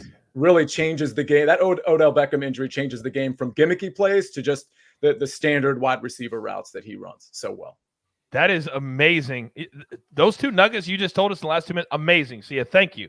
Because most normal fans, I know I don't look at the game that way. That's why I learned so much from you guys in all seriousness. All right, so the field goal is good. So to Maestro's point, we cash 2 field goals longer than 35. Still 6 minutes to go in the third. 20-16. The over closed at 49. So we need 2 more touchdowns to cash the over. And by the way, see, I don't know if you know this, I'm the only one on this crew on the over. I'm aware. Yeah. It's a nice pick. Yeah, I'm a savage. I'm an absolute savage when it comes to the total betting. Just ask Mikey. I'm a savage. I'm always nailing totals everywhere. That's why I have nothing in my account because I'm losing every bet that I make. But I'm a savage. I'm a savage. All right, so now it's 20-16. Let's reset. For those of you joining us, oh, look at this. We're almost to the top of the hour, almost 9 o'clock Eastern. We started 5 hours ago. I dare you to find another show that's been on the air for 5 hours and still going strong. It doesn't exist because we're the only ones. So now as we have the Bengals getting the ball back, AB, let me come to you. What do the Rams need to do? Because right now, Joe Burrow, he's in a flow. Yeah, he is. The Rams need to get a stop. They need a 3-and-out badly, right? Like they have got to get momentum, whether you believe in that or not. They need to turn this back to them to where they are dictating the game and having the opportunity to put more points on the board. You do not need to let Joe Burrow not only control the clock, but then end it with points as well, because you're running out of time. You've got 20 minutes and 58 seconds left in this game. You need to start taking control of these things. Mm-hmm. Mikey, where are we at on live lines? -2.5 for the Bengals. They've moved from 3 to 2.5. Interesting note, they were down to -1 before the field goal. Kicked the field goal. Now they are a bigger favorite after the other team added points because they ended up kicking the field goal in that spot. But it's -2.5, 53.5 on the total. All right, very good. By the way, apparently Pooh Bear knows the name of Little Geppetto's mixtape. Ooh. He says, Little Geppetto's mixtape. I'm a real boy. That's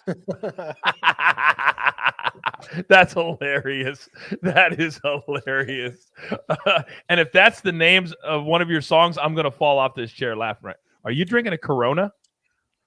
A Jarritos mineral water. What is wrong with you? We got the jeweler over here getting lit up like a Christmas tree, and you're drinking mineral water? Carbonated mineral water. My bad. These are Geppetto's drinks of choice, Coach. Chad, who, by the way, will be joining us live in the fourth quarter, says, does Little Geppetto still play birthdays? I needed to know if any rap songs were like about props, like, and I'm thinking the time frame. Like, were you making like raps about like Hines Ward catches or something? He's like, I'm in the lab. Oh, Bueller, what do you got? Well, I was just going to say, from what I know about Lil Geppetto, this was probably in the days where he was also trying to make it as a professional poker player. So I don't know if there's a little bit of like a Big and Rich influence from like World Series of Poker circa 2005. Big and Rich. Oh, I have a great Big and Rich story for you that I most definitely would have to tell you off the air. That's all I'm going to say. We'll be trading your Big and Rich story for my Little Geppetto story off air, Coach, as soon as we finish. All right, the game is back. They're showing Joe Burrow's his outfit that he wore to the game today. And Stunning, if he wins, I might add. it is Stunning stunning. outfit. This dude has swag for days. Sure for does. days. He does. I love it when he's wearing it. They're like, are those real diamonds? He says, yes. I make too much money not to have real diamonds. That was like the best answer you could ever get. Own being rich. Own making all that money. All right, so a stop by the Rams. It'll be third down. And again, we're getting Huge all these play. super huge plays for both teams on third down, guys. I would love a little dump off to P. Ryan right here. Seriously. Oh, yeah, that's a good one. I'd love that He's too. been a Coach- goat in this game. If you guys are watching the live odds, I'd love viewers to watch it if they have it and can pull it up. You can learn a ton about how significant things are at this point. The line has moved from the Rams at this point. The Rams are now favored again. The Rams are minus 1.5 on this play. We're talking 3-4 points of movement on an incomplete pass because of how much of a leverage spot in this game this was here on third down. Once he got sacked and put them in beyond 3rd and 10, just the probability of completing a play greater than 10 yards on third down is significantly lower than picking up anything like their 2nd and 7 was. You could see a lot of movement on these plays here. That's awesome. That is awesome. By the way, that incomplete pass that Mikey was talking about, he was open, Jamar Chase, and Joe Burrow just underthrew him. So a missed opportunity for Burrow. So they're going to punt it back to the Rams, and they're going to have fantastic field position. They're going to be all the way out to the 48 of the Rams to start their next possession. So all that momentum that Pooh Bear was talking about, that has now shifted back to the Rams, down 4, but they will get the football after the break. So I think, Maestro, to your point, we're shaping up for a fantastic finish. Yeah, and a couple of things I talked about today on HQ that I wish I had given out on the edge as well is Rams over 3 sacks, which is hit, and then the total combined sacks over 5, which I know Brett Anderson, one of our top NFL experts, had given that out in the prop article. We're at 5 sacks already, and maybe the pressure's starting to get to Burrow just a little bit because you said, Coach, he was open. Mm-hmm. Alex. I gave out both Rams over 3.5 sacks and combined game sacks 5.5. There you go. There you go. That's who did. That's who had the great info. I love it. I love So it. we cashed the Rams 6 and we punts. did one more stack for the 5.5. So we cashed the punt ticket? No, we cashed We the have one Rams. more punt. Yeah, sorry, Alex. Yeah, We need Sorry. one pit. Alex, what do we need for the sacks? One more sack between both teams to cash over 5.5. We just cashed over 3.5 on the Rams team sack total. So we just need Boom. one more sack between the Bengals or the Rams to go over the 5.5 total on the game. Unless the Bengals All right. they have 2. The Bengals have 2 sacks. Do they? I No, haven't it's looked at 4 and 1. Okay. 4 so, and yeah. 1. Okay. is what I'm yeah. is what I'm showing. I'm seeing 4. Yeah, I'm seeing 4 on the Rams side, and then on the Bengals side, you're right, Maestro. I'm seeing 1. Yeah, so 4 and 1. All right, this is getting really good. This, nobody wants a blowout. Nobody wants a blowout to where one person can just talk trash for an entire game. That would just not be fun. But I kind of like our spot. Alex, do you feel? Wow, I'm back, Coach. Okay, you're back. Do you feel, since me and you are the only two on the Bengals here, do you feel good where we're at? Do you not feel good where we're at? I mean, I wouldn't want it any other way as far as, being here for the sweat right now. I obviously want the game to be exciting as possible. I did open a very large position on the Bengals money line not long ago, and I have the option to cash out as a slight winner, but I'm letting that ride. Let it ride, baby. Let it ride. That's what we do, baby. That's what we do. I love it. I absolutely love it. Right now, all I'm seeing in my head, is I had the 49ers plus the 3.5 against the Rams when Jimmy Garoppolo was twirling around, decided to throw a backhanded pass that it got intercepted at the 13-yard line, and I thought it was going to be a pick six. Right now, I'm just seeing that in my future, and I don't like it. Coach, you're in a really good spot because of that missed extra point too. The way this is lining up, I mean, a 4-point covering a 4-point spread doesn't look super good. But there's plenty of time left. I'm a little worried, as a Rams bettor. I know the momentum is sort of swung back in their favor a little bit, but I don't know. That last possession, Burrow had some lanes to run. I feel like that the Bengals are going to take advantage of. It looks like the Rams are only rushing 4 guys, and they're really not containing Burrow. I really see on some significant, maybe 3rd and shorts, 3rd and mediums, I see Burrow running for those first downs quite easily. So I'm hoping that this Rams offense just really starts clicking because I think Cincinnati is going to put some more points on the board. Yeah, I tend to agree with you. There is a stoppage in the game right now. I think it was an injured Bengals player. So we'll see if they'll go to a timeout. One thing I hate about the Super. What? Go ahead. It's a Wouzier, like one of their better corners. So that could be significant. Yeah, that could be real big. I hate because the Super Bowl has to get so many commercials that every little injury they have to go to a commercial. Every little one. It's like, come on. After a regular season, you have 4. I believe it's 4 1/4, and then you can just play it out. I believe it's 4 commercial breaks in an NFL quarter. All right, so they are focused now on the player that is Flowers is coming into the game, and Rams are 2nd and 11. I'm very nervous right now. I'm very excited. I'm very nervous. I've never watched the Super Bowl with 8 of my closest friends. Oh, nearly sacked, but got it away to Akers, about a 5-yard gain. So yet again, as I repeat myself, another big 3rd down play for one of these two teams. Jeweler. I got something for you. RJ in our $500 props game, he has a bet Rams total score exactly 23. Something to monitor as we get into the 4th quarter here. Oh my God, you're right. Plus 15. Get him. Boom. Cincinnati sacks Matthew Stafford. We cash Alex's ticket. 2 tickets, actually. And the Bengals are going to get the ball back. I believe that was Hendrickson that got it. Yeah. Oh, he pushed him up. And then the big boy got him. And that was actually, it looked to me like Akers missed the chip on Hendrickson and did not slow him down at all. Yeah, you're absolutely right. All right. The punt is going to go out of bounds. No harm inside the 20. Cash so the it, Bengals. AB. Cash it, AB. You feel good, bud? Feel good? Yeah. Over Great 6.5. We're good, Great baby. call, AB. Great call. AB, your tickets are looking pretty good, buddy. Yeah, we're having a good night so far. You're having a really good night. We've had so let's look at ABs real quick. Cooper Kupp touchdown, and you need a Jamar Chase touchdown. Yep. Odell Beckham, you cash that. Joe Burrow, that's still in play over pass attempts. You just cash your punts. Matthew Stafford over 280, that's in play. Rams to make the shortest field goal. Where are they at on that right now? The Bengals have a 29-yarder, so a little work to be done there.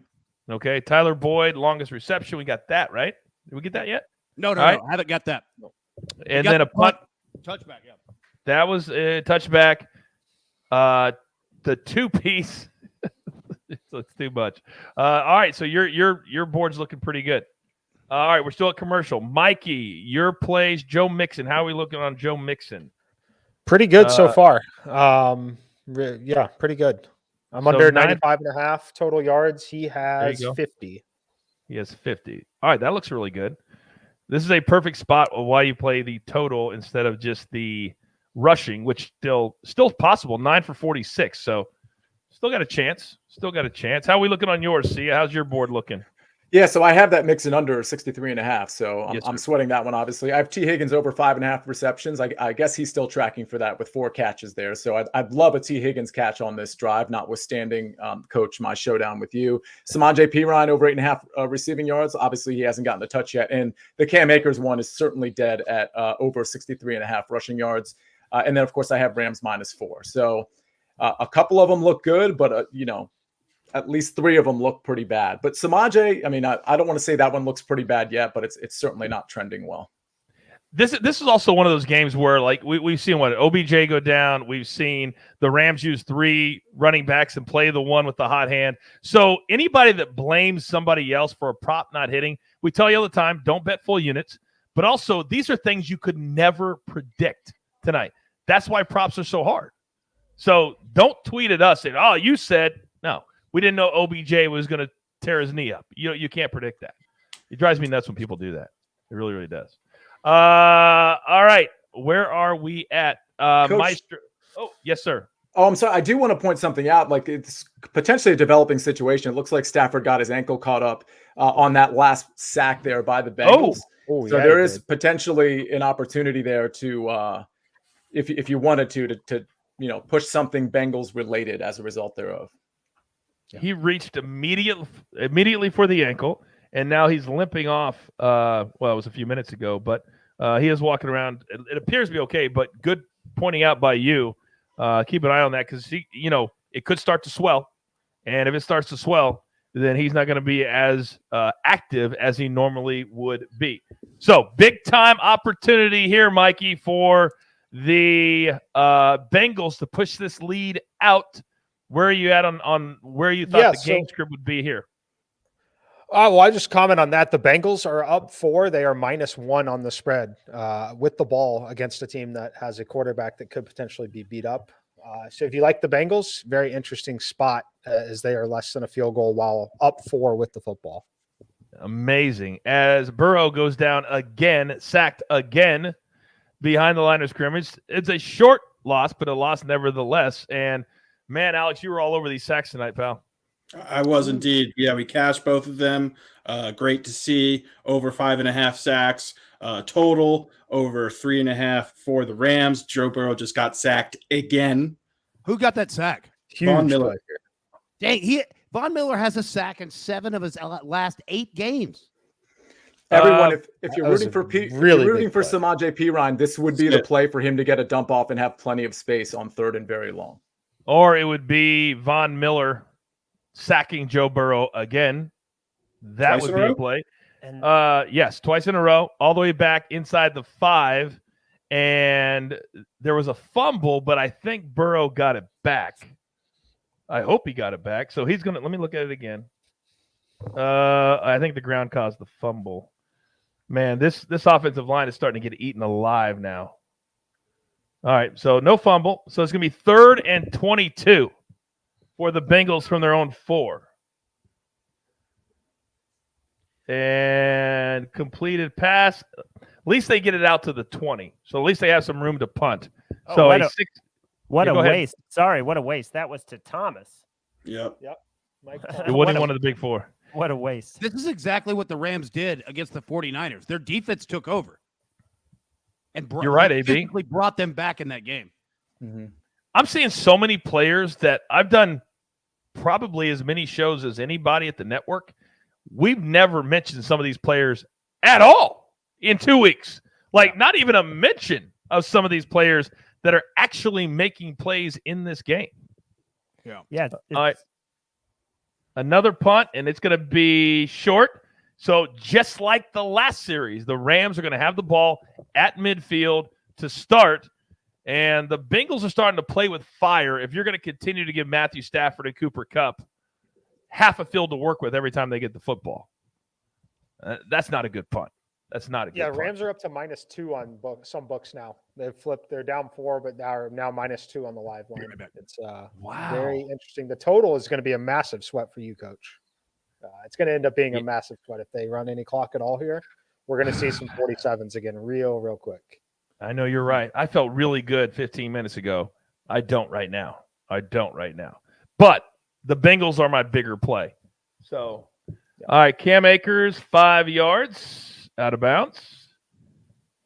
That was one of his best runs just committed to a first down run with Akers, no matter what the game is. I think he might. I think he might be a little bit worried about Stafford, and that's fair. Yeah, but we'll see. All right, so it's going to be 2nd and 5. In all likelihood, they will not run another play here in the third quarter. And don't forget, coming up in the fourth quarter, Chad will join us live, one of our great fans who's always in the chat. And by the way, he owes me money. You owe me money. Talk to you in a second, Chad. All right, I don't think they're going to. Stafford is not taking a when he's standing there barely bending his knees, they're not taking a play. Like, it was like, what are you trying? See how he's standing there? Like, you're never going to take a snap like that. Come on, Matthew. All right, gentlemen, it's hard to believe that we started our live show at 4 p.m. Eastern time. It is now 9:11 p.m. Eastern time. We have 1 quarter left. It is what is shaping up to be one of the really fun Super Bowls that we've ever had. So let's go around the horn while we have about 3 minutes and kind of talk about where we think things are going, how we feel about our respective bets. Mikey, I'll start with you. I feel pretty good at this point. I've got the under 95.5 on Mixon. I think that's looking really good at this point. My parlay is very interesting. I need the Rams money line. I don't envision the scenario where the Bengals don't cover the 14.5 leg of it. We've already hit the 35.5 as we're sitting at 36 right now. So all I need for the plus 162 there is a Rams money line victory. So I feel good about those 2 plays that I have officially. As far as Cooper Kupp, look, these short fields aren't great. I'd prefer a drive starting at the 20, not the 50 like we have here, but this is the time when he should have that opportunity. And then I am very close to taking a live under on the 50.5. I'm going to wait until 3rd down to do so. I need to see the result of the 2nd down play, but yeah. I am learning so much, and I'm realizing that if I want to truly live bet, I've got to have my phone ready at all times. You can't wait as fast. You can't even do it on a phone, frankly. If you want to do it at a higher level, I've got a separate computer just for that, but the account's all logged in on different tabs. Because by the time you're on the phone, they have not to go too deep into how the sportsbook works there, but even on the phone, on the mobile app, they do have a timer that delays the bet placing on the mobile app more than the desktop. Yeah. Cool. Interesting. Let me come to you, Alex, real quick. We're still in commercial break heading to the fourth quarter. How are you feeling, pal? I'm feeling excellent. My favorite play that I also had, same as Mikey, was Joe Mixon under combined 95.5 rushing and receiving. That's trending really well. All of the unders I had regarding the rushing attempts, 48.5 between both teams, look incredible. Under 197 total rushing yards between both teams also looks good. We hit all the sack totals. This is shaping up to be maybe my most profitable Super Bowl I've ever had. I love that somebody is going to have a profitable Super Bowl. By the way, 29 combined rush attempts right now between these two teams. Maestro, you're one of the more emotional friends I've ever had in my life, and I love it. I love how much you get into everything. What's your emotion like right now? Well, I mean, 5-2 on plays that have cashed, but 8 pending and none bigger than the showdown with you, which is a $400 swing for me. So I'm sweating a little bit. I had to set the table and do work in the Sportsline Olympics. Coach, if we end up getting the Bengals victory when we hopefully meet within the next 12 months, I will pick up our first dinner tab, Coach. And guess what, Alex? I will let you pick up our first dinner tab when we hang out very, very soon. By the way, Cam Akers, another lost rushing attempt. At least give the Or ball to the Gerald Rams. Henderson. If you're going to just, give him a shot. Jeez. I mean, Well, the Henderson only way just they can came- run there is if it's 4 down territory too. So we'll see what they do. But 100%. So Henderson's in, Akers out. 3rd and 7. Huge play in this game right now. Under 14.5 to play.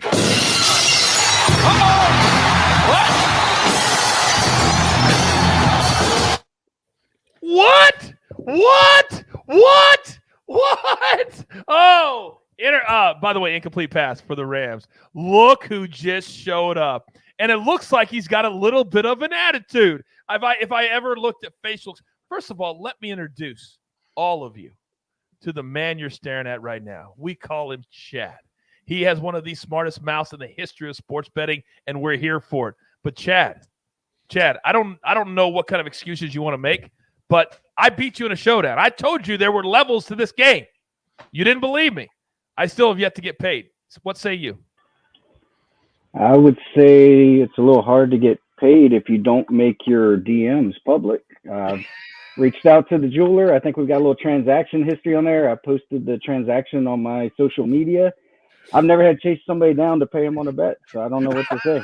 First time for everything.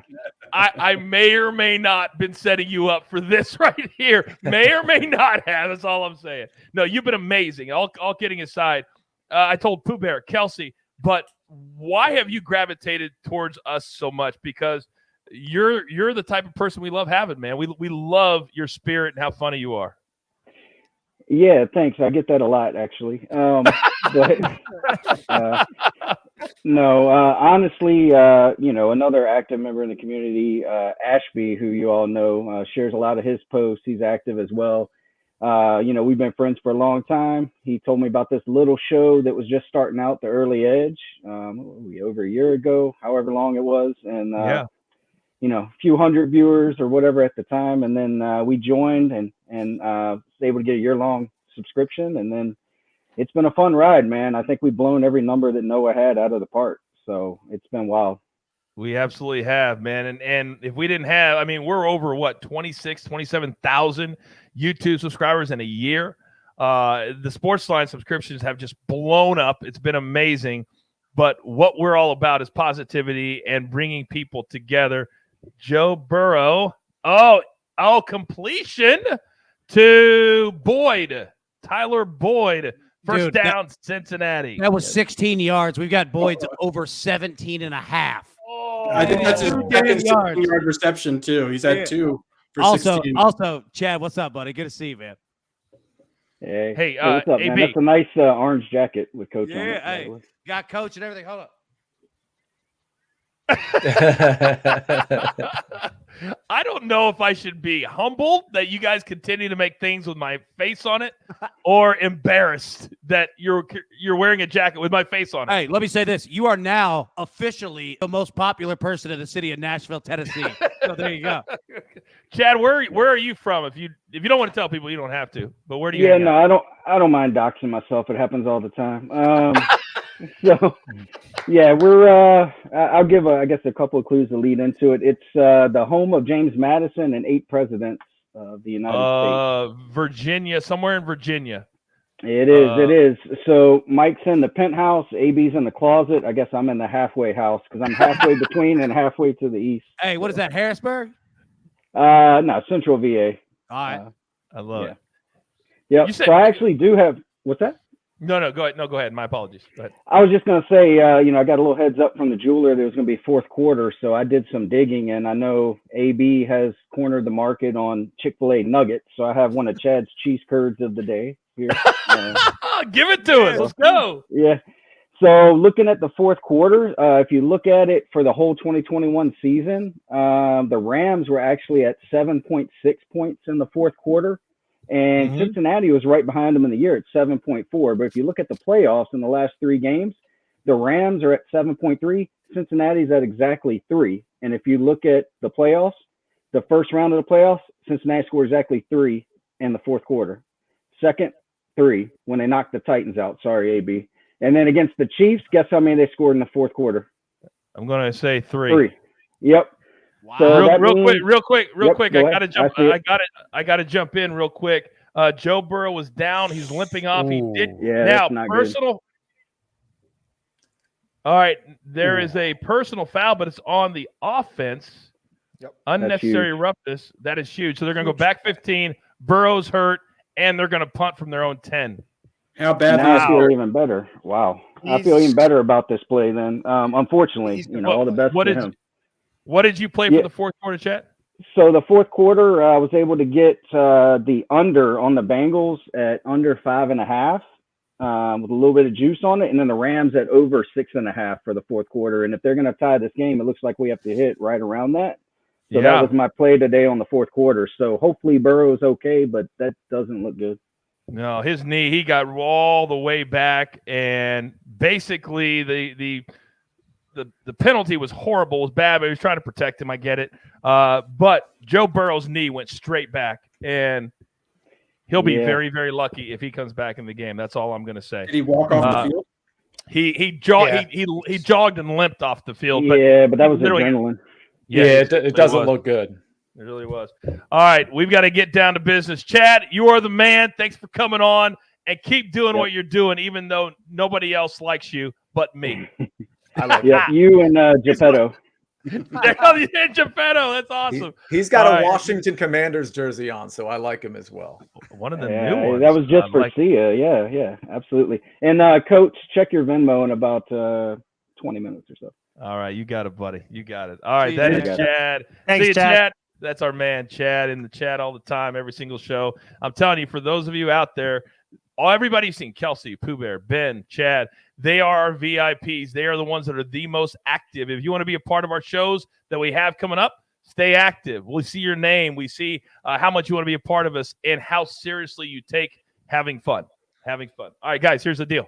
It's 11.5 minutes to go. Burrow's hurt. They're up 4. Maestro, where are you at? Well, one thing I'm looking at is how these refs are not calling anything in terms of the pass defense. We've seen receivers get held, get mugged. The under 9.5 penalties for the game looks really good at 4 penalties right now heading into the rest of this game. But, even though I'm on the Rams, I'm hoping Joe Burrow is fine because, I hate to see that happen.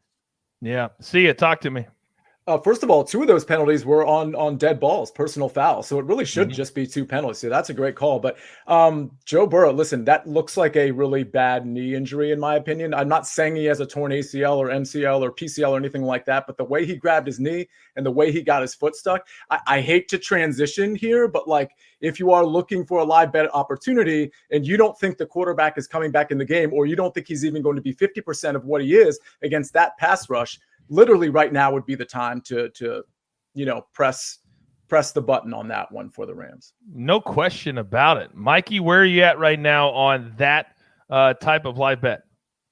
Yeah, it's definitely what I'm looking at, and I'm still looking at the under again, even though it's all the way down to 47.5. Liked it at 50.5 there. I still lean under in the spot there. Yes, there is a lot of time left, but not a great looking situation. I do believe he's going to try and come back out onto the field. And I think we'll find out that it's probably still a pretty significant injury later after the game, but just knowing Burrow and the way he wants to play and what he's made of, I think he's going to try to give it a go here.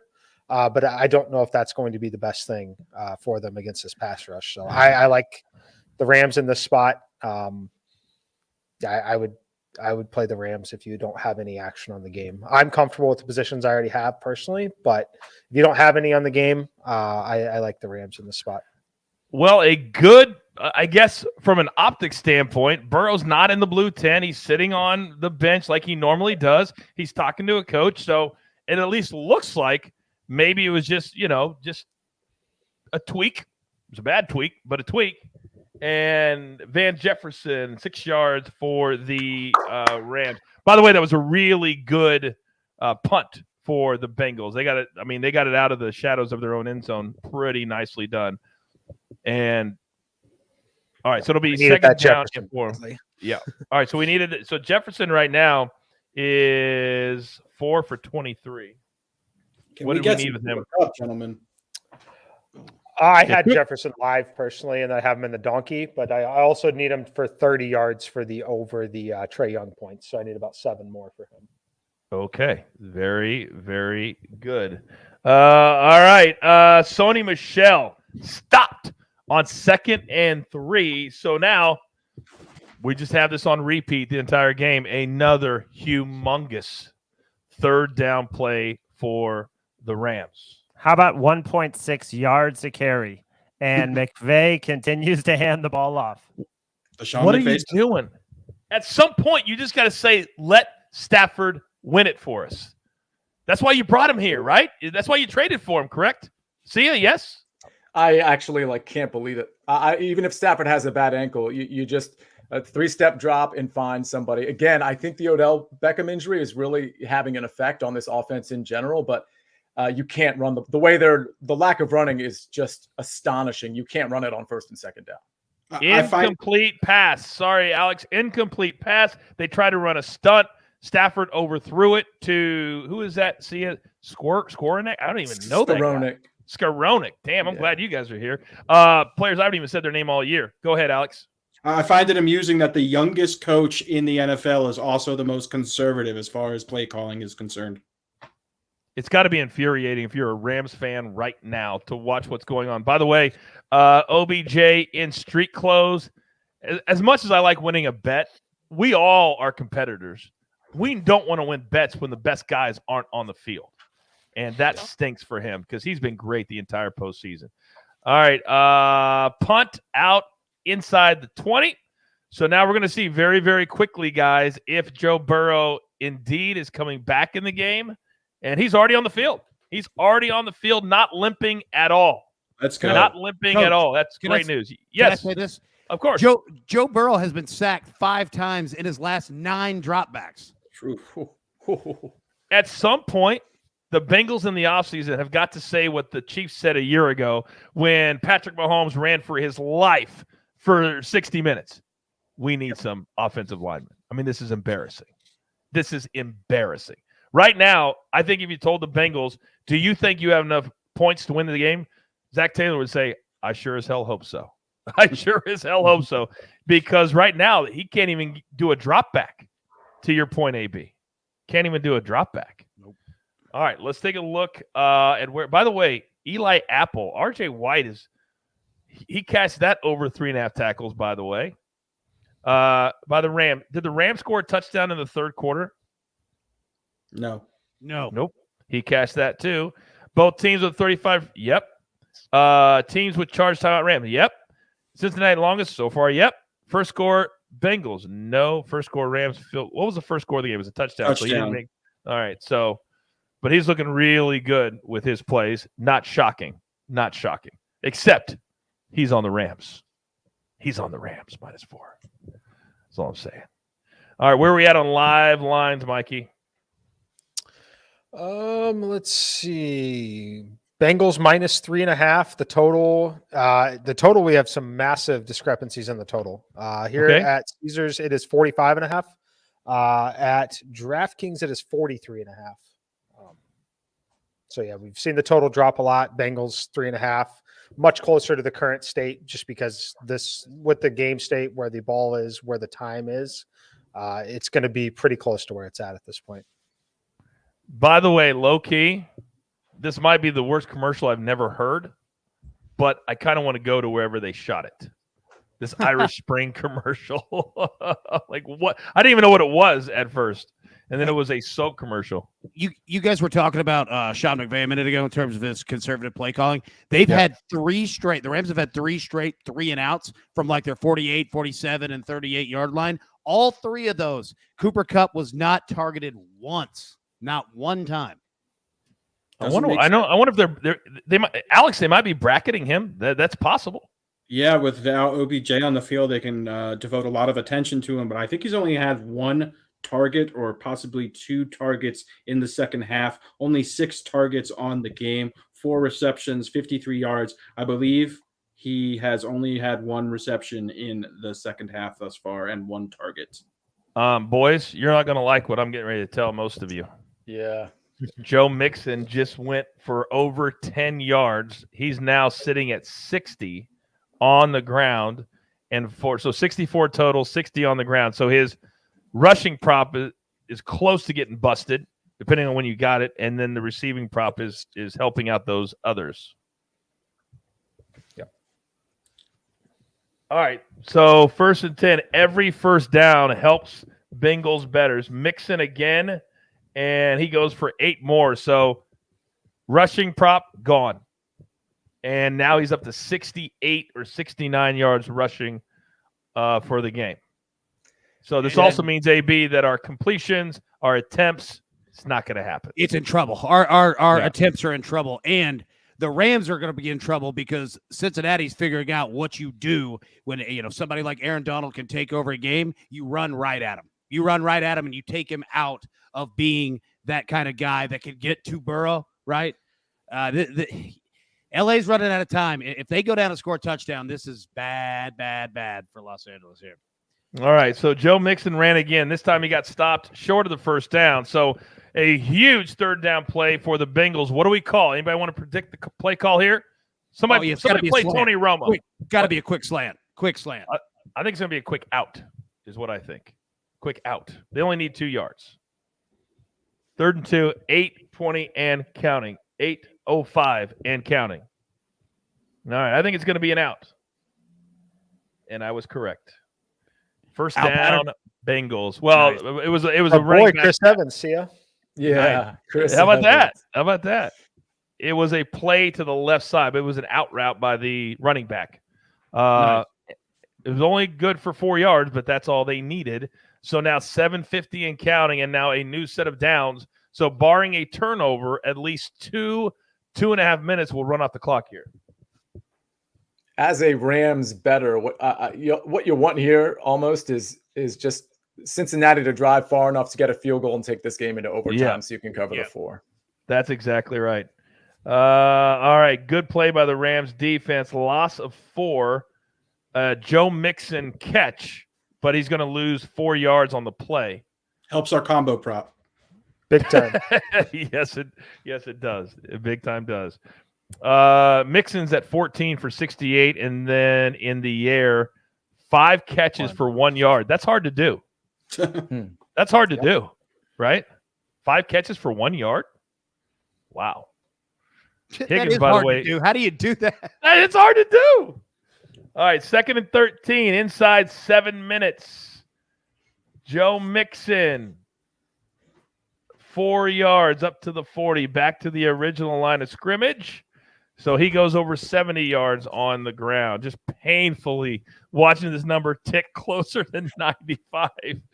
Oh, man. How are you feeling right now? Anybody, I know, Mikey, you're on. Anybody that has a combo prop? Alex, Mikey, how are you feeling right now? I'm feeling pretty good. I still think that it's going to I still think he's going to stay under, barring the Bengals getting a first down here on 3rd and 9. I still think, I'm still leaning under on it. Getting nothing out of the passing game, it would have to be another 20-plus yards rushing. So, if the Rams get a stop here, I think we're looking good. Yeah, I feel great about it. One, I just want to watch because I know a lot of bettors, not necessarily us on this show, but Jamar Chase looked like an absolute lock to go over because he had the huge play early. He is sitting at 4 receptions, 72 yards. He is currently under his receiving yardage at this point and almost running out of opportunities here. So he ballooned. I know a lot of bettors out there sweating. His live number ballooned up to 118.5 after that giant first. Oh, no. So a perfect pass to Boyd. And it would have been close, but he dropped it. And they have done what you guys talked about, really quick passes now to avoid getting sacked. Boy, that was a big-time drop. Oh, it was right in his kitchen. He took his eyes off of it, looked at the guy who was getting ready to tackle him, and, oh, man. We're going to look at that play if the Rams come back and win this game is the pivotal down in the 4th quarter. Oh, Burrow threw a perfect pass. And if the Rams do lose this game, this is all on McVay and the offense. The defense has given them the ball back to back to back at midfield, and they've got 0 out of it, not even a field goal. And that punt's really, really good. So it got all the way down to the Rams 22. So here's what we're looking at. 6:13 to go in the fourth quarter. Bengals 20, Rams 16. So it's interesting here, guys, because if you're a Rams bettor and you're laying 4, then you want what Sia laid out. You want to either, but now you've got the ball. So what do you want to happen in order for you to cover? That's the question. Go ahead, Mike. I mean, your path to covering, if you're a Rams bettor, is a touchdown and then a Burrow pick 6. Like that is your path to covering at this point. Or a touchdown and a field goal that sends it to overtime. I'm also on the Rams money line, so it's going to hurt me a lot if they don't come back. I mean, this is a good defense, Cincinnati, but it's not, an elite defense by any chance. And even without OBJ, this performance is really embarrassing. I think C is onto something. I think there's something wrong with that ankle still because Stafford has been throwing high the last quarter. Sorry, go ahead. No, I was just going to say, I think if the Rams score a touchdown on this drive, which they certainly haven't shown they can do lately, everything's in play because it's very possible that Burrow gets them down into field goal range. And of course, Evan McPherson, who's made his last, 14 in the playoffs. So that's a pretty clear path to overtime, in my opinion. So that's clearly what I'm rooting for, especially since I have still some overs to get with T. Higgins over 5.5 receptions. And I will say this, for those of us, and as I watch my betting card crumble, for those of us that have Samaje Perine overs, the last 2 3rd and longs that I saw, Chris Evans was in the game and not Samaje Perine. So either there's something wrong with Samaje Perine, or for whatever reason, they decided all of a sudden to go to Chris Evans on 3rd down. So that's an interesting development. Yeah, as soon as he got stuffed on that 4th down play, he hasn't returned to the game. Interesting. And one thing you guys were talking about OBJ being out. Stafford threw a perfect pass to Van Jefferson. Might have been the last series or the series before. Would have gone for about 30-plus yards. Not an easy catch, but it was there for him, and I believe that's a play that OBJ might have made. I think you're right. Mikey, a person in the chat says, if they score a touchdown, why would they not go for 2? Pretty obvious answer, but here at the early edge, there are no dumb questions. So, Mikey, can you answer that, please? It'll be interesting to see what they do at that point, to be honest with you. You don't think they'd go up 3? I don't hate it. Yeah, I mean, yeah. Go ahead, Mike. Sorry, Mike. Oh, no. You're good. You're good. I was just watching the actual game and everything here, too. I get distracted when it's on because it's on I forgot it was back on. You're good. I'm sweating also this with Maestro just for some DFS purposes, but it's always the appears to be the wrong tight end is getting targeted. That's right. Oh, another throw to the tight end that's not Blanton. So 9 yards for the Rams on 1st down. Inside 6 minutes and counting in Super Bowl 56 will be the Bengals. First time since 1988. Or the Rams with Matthew Stafford. Get the job done late. Bad throw. Bad throw. And now, Maestro, to your point, now the Rams receivers are complaining about being held. Yeah, but you got to put the throw a little bit closer for them to even call that. Blanton's on the sideline with his helmet off. He's not even in the game script right now. And he was a beast in the second half against the 49ers. All right, big 3rd down. Oh, sorry. Unbelievable. Big 3rd down here. 3rd and 1 for the Rams. 5:45. Oh, they hand it off. And, Cam Akers or whoever it was stopped short. What do you do now, boys? They're going to go. You have to go. You have to go anyway because even if you don't make it, your defense can hold them to a field goal, and you're still down a touch. You still need a touchdown. Right. Nobody react. But running the ball there is kind of crazy. And running it with Cam Akers, who's done with nothing Akers at today. that point, yeah, it's a problem. Why wouldn't you have Henderson in the game at this point? He's ran so well. He's been a good receiver too. All right, here we go. This is the biggest play of the game thus far. 4th and 1 from their own 30. Cooper Kupp in motion. They get to hand it off to him. Oh, and he gets a 1st down and more. Somebody had Cooper Kupp over 1.5 rush yards. Who had that? Yeah, I talked about both of them actually. Him and Chase. They both cashed their overs on rushing at this point. I think RJ just hit the over on total Rams rushers as well. Oh my gosh, we've hit a lot of plays today. This has been amazing.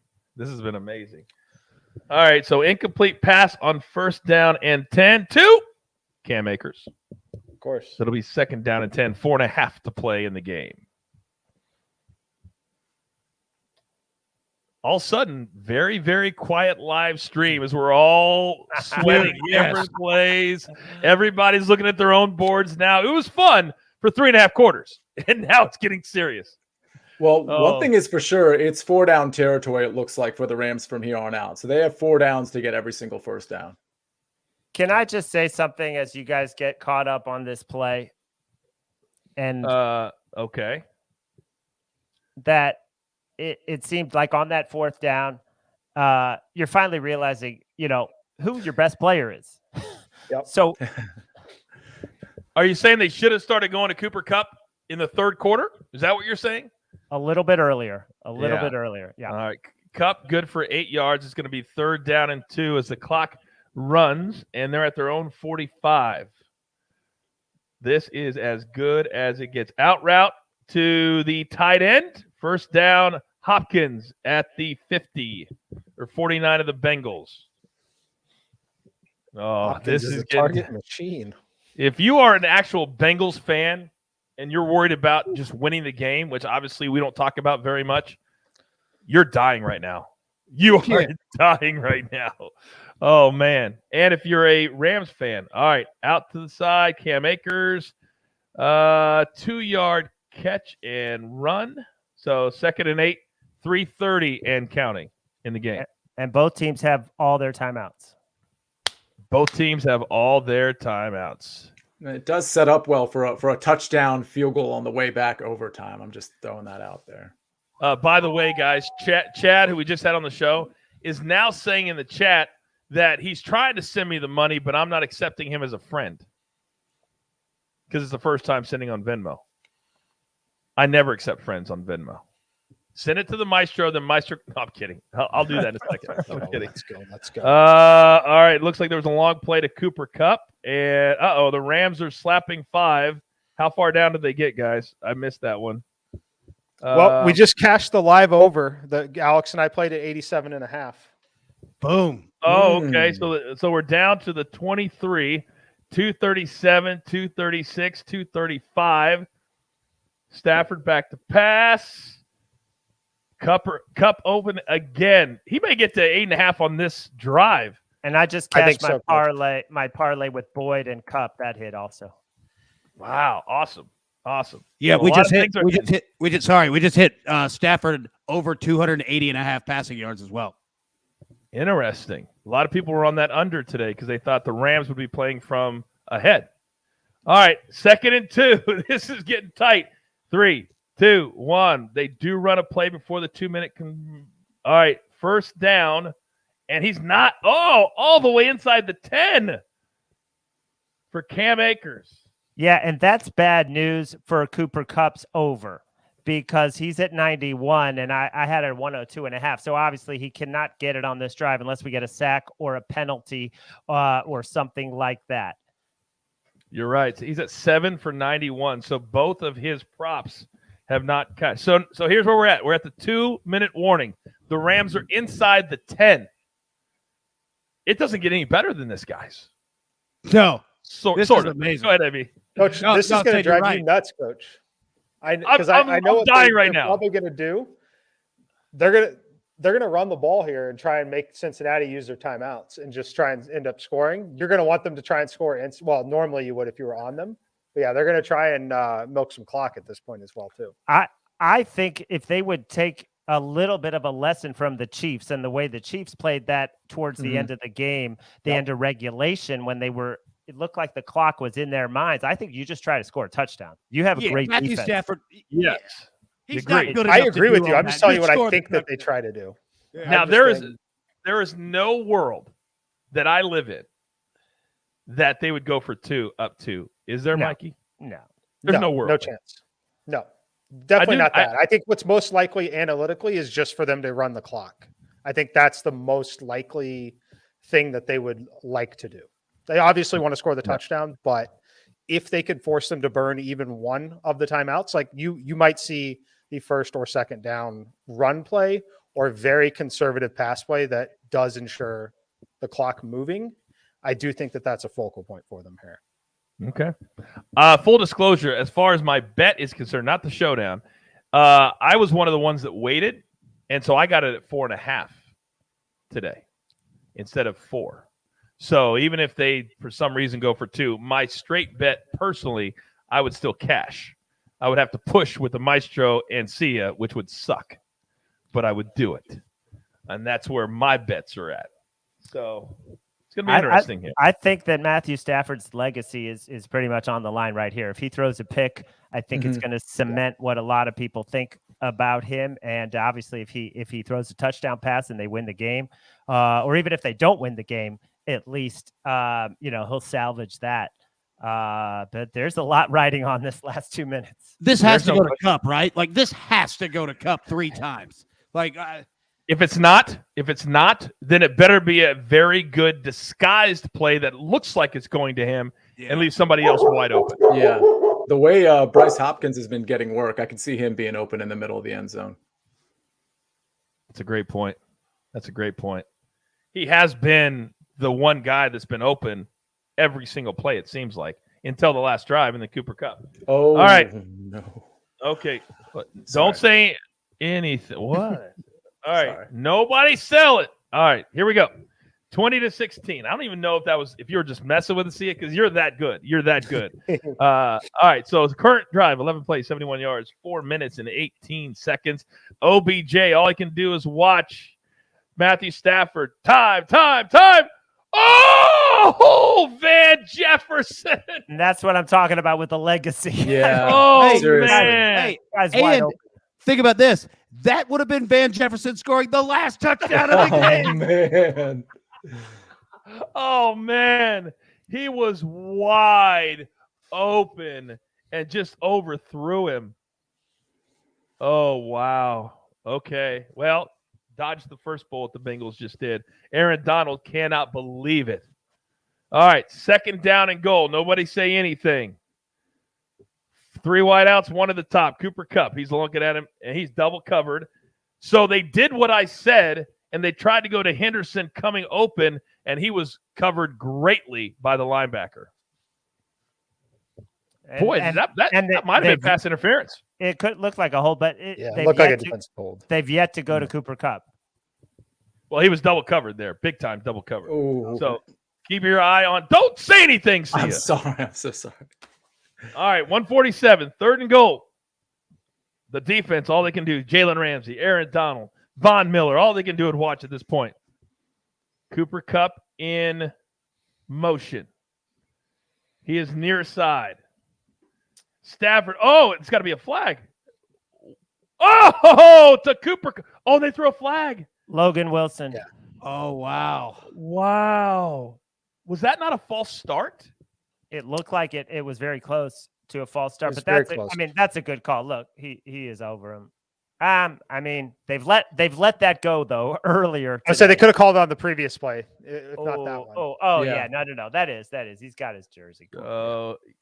Yeah, he does. Now, the good thing is that was a hold and not a pass interference.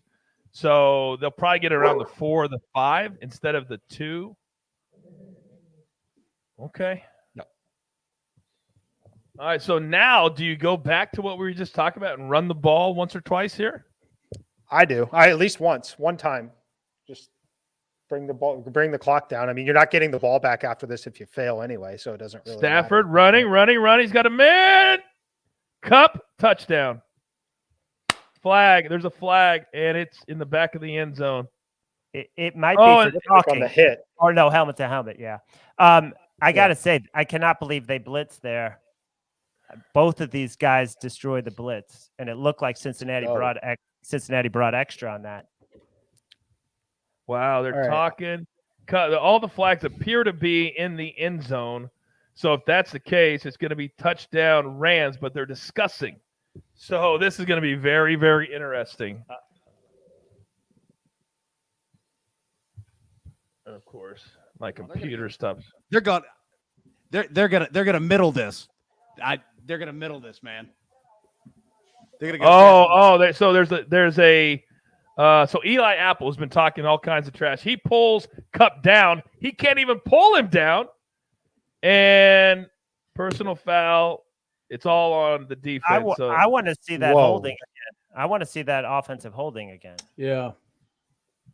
Oh, I didn't see the offensive holding. I just saw they all right. So now no touchdown because it's offsetting penalties. Okay. All right.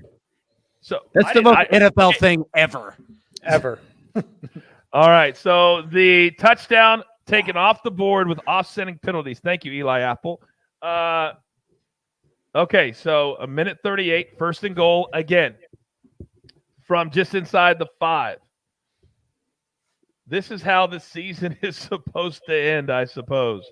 Stafford, Cup, and they throw a flag again. Yeah, that was all right in front of them, though. It's. I mean, you know where he's going. I mean, it's easier said than done. Yeah, they're grabbing the heck out of him. Yeah, it's amazing how we're getting all the penalties. If you had under 9.5 penalties, what is this going to? My God, Eli Apple. Somebody look on Twitter right now and see if Tyreek Hill is tweeting at Eli Apple. Oh, there's only 6 penalties so far. So and now John McVay doesn't want to run the ball. Yeah. I mean, Eli Apple, all he did all week, give me Cooper Kupp. I want him.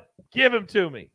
Well, he's roasting you right now. Ooh, shortest touchdown under 1.5 is in play again.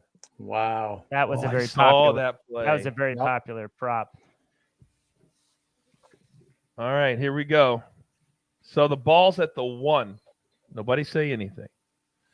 First and goal, 20-16. You've got to run the ball here. You got to make them at least burn a timeout if you don't score. Oh, they ran an offensive sneak, a quarterback sneak, and the Bengals are going to call it. I actually like this, to be honest. Yeah, I like this. Yeah, because right now I'm just worried. I don't care who wins the game. I'm worried about. I don't want them having 3 timeouts and then going for it from their own 15. You know what I mean? Yeah. And then not getting it, and then that could happen too. Yeah, dude, I'm sneaking the hell out of this 4 times if I have to. If I've got to get half a yard, I'm not, because I think they could get into a situation where they don't even score. I would score. I would just do your best play and score, and not worry about trying to bleed time. What's interesting is. No, I was going to say what's interesting is Cam Akers is in the backfield, and he had those really costly fumbles just 3 weeks ago. So it's just interesting strategy here. Yeah. All right. So all Aaron Donald, who the reports before the game by Michelle Tafoya, if they win today, he would consider retirement. And he's just sitting on the bench looking down. All right, here we go. Second and goal from the 1. Minute 29. They're running a fade. Turn around, Apple. Nope. Cooper Kupp touchdown. How do you not turn your head on that? Oh, I know he's hard to guard, but quick question: If the Bengals don't score here, right? So let's just assume that the Rams win. Cooper Kupp's your MVP, right? Well, he's got to be now. Yeah. He's at how many 100%. catches? He's got to be 8 catches, 92 yards, 2 touchdowns. If And the the Bengals run- win, it's Higgins. And the 4th and 1 running play that saved the season and made a nice move there to get 5 or 6 yards. I think you're right. Oh, but then again, who has the most sacks? I mean, let's look at the defense because. All right, the extra point is good. So here's the deal: a lot of things still in play. The game, they might give total it to Aaron Donald. No, it's got to be Cooper Kupp right here. 2 touchdowns. It's too much. All right. By the way, Eric Weddle, another good game for that defense, man. All right. Yeah, they're showing all the Cooper Kupp highlights. That was his drive. I mean, if you're talking MVP, he was that drive. He had that long touchdown in the middle they're showing right now. He had the touchdown called back, scored another touchdown. Like, he did it all. He did it all. And Eli Apple, this is why you don't talk trash on guys that you beat. because you got another game to play, and now you just got roasted, and now they're going to win, and you're going to be the GOAT. And deservedly so. All week, Eli Apple just talked and talked and talked and talked. And then he was the guy that got beat. I got another sweat going with Rams more first downs than the Bengals, 18-14 right now. But, the Bengals are obviously, I think, going to drive the field here. I got to hop in real quick. Yes, Jeweler. RJ White, Rams exact total score, 23. Woo. Wow. What were the odds on that? Plus 1,500. Wow. In his prop game. That's going to be a tough beat when they get a strip sack fumble to get it to 30, and I cover my showdown bets. Oh my God! All you, if that happens, all you'll see is this chair spinning because I won't be sitting in it. Truly, Coach, I'm rooting for overtime here. I'm so I can conventionally cover and maybe get some T. Higgins catches as well. I just need to get the clock under a minute so that 2 timeouts doesn't screw me. You know what I mean? Because I've seen it many times where you go 4 and out from your own 25, and then right now they could run the clock out from this point, even with 2. Yeah, they could. I need under a minute 20 for Jamar Chase and the gambling. Yeah. Chase over What happened? hits. Oh, that's right. Jamar Chase over hits. Oh, Jalen Ramsey was going for an interception. Yeah, he was. Yep. He jumped it, and that would have been very interesting for me. Oh, man. Okay. My God, this is a sweat. Dude, just so many different ways. This is so many and different Joe ways. Burrow is so freaking good because there was like 4 guys in his face.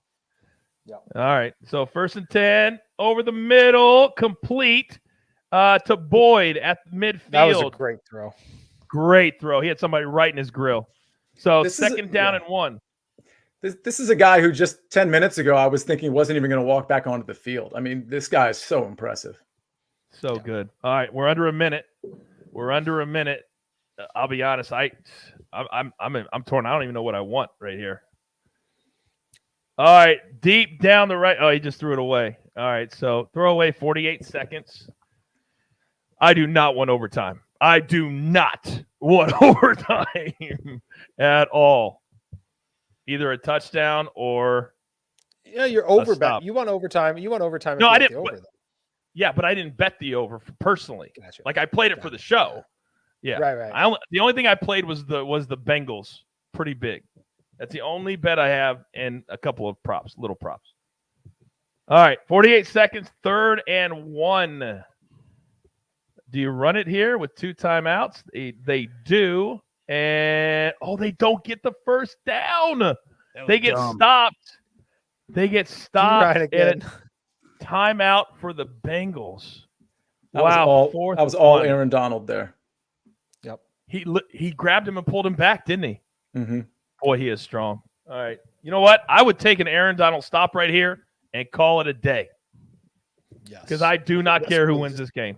Let's stop him right here. In the overtime. They're spreading him out. This could be a Burrow sneak if he finds an alley quickly. Right now, they're already in field goal range at the 50.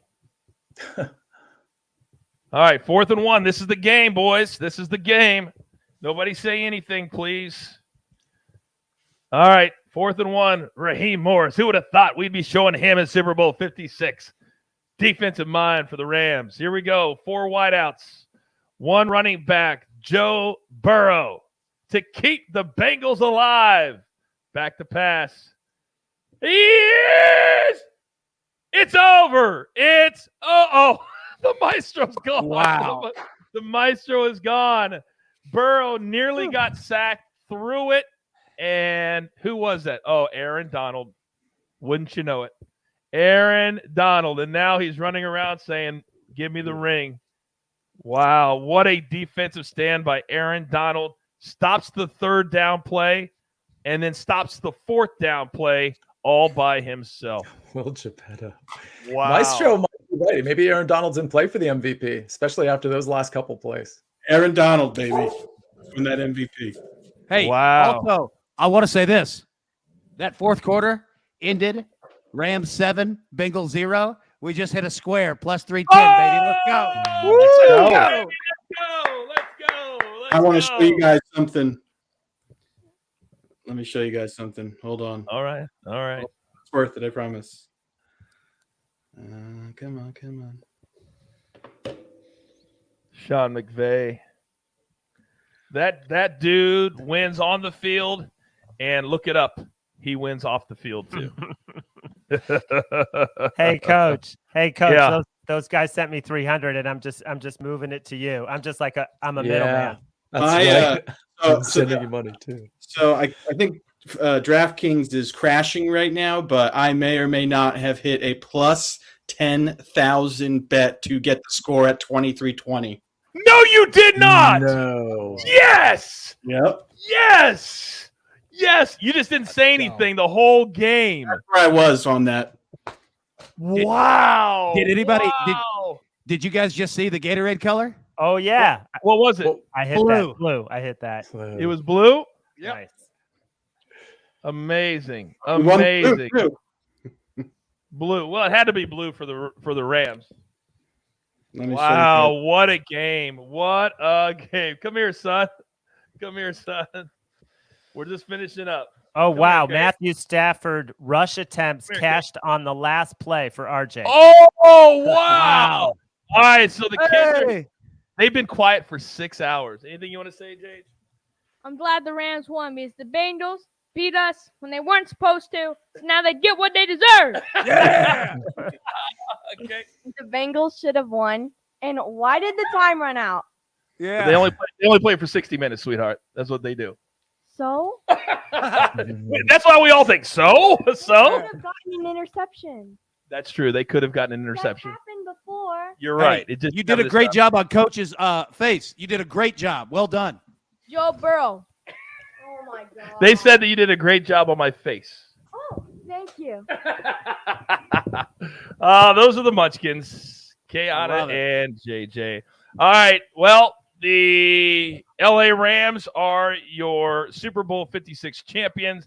They win it in their own stadium, which is cool. Aaron Donald is crying, which is cool. Let's do final thoughts before we get out of here, because I'll be honest with you, my mind is fried. Maestro, let's start with you. I mean, unbelievable Super Bowl.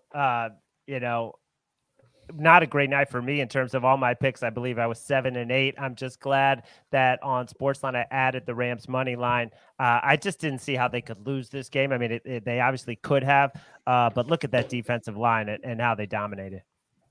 It was a great second half, just like we saw many, many times before. See ya. Talk to me.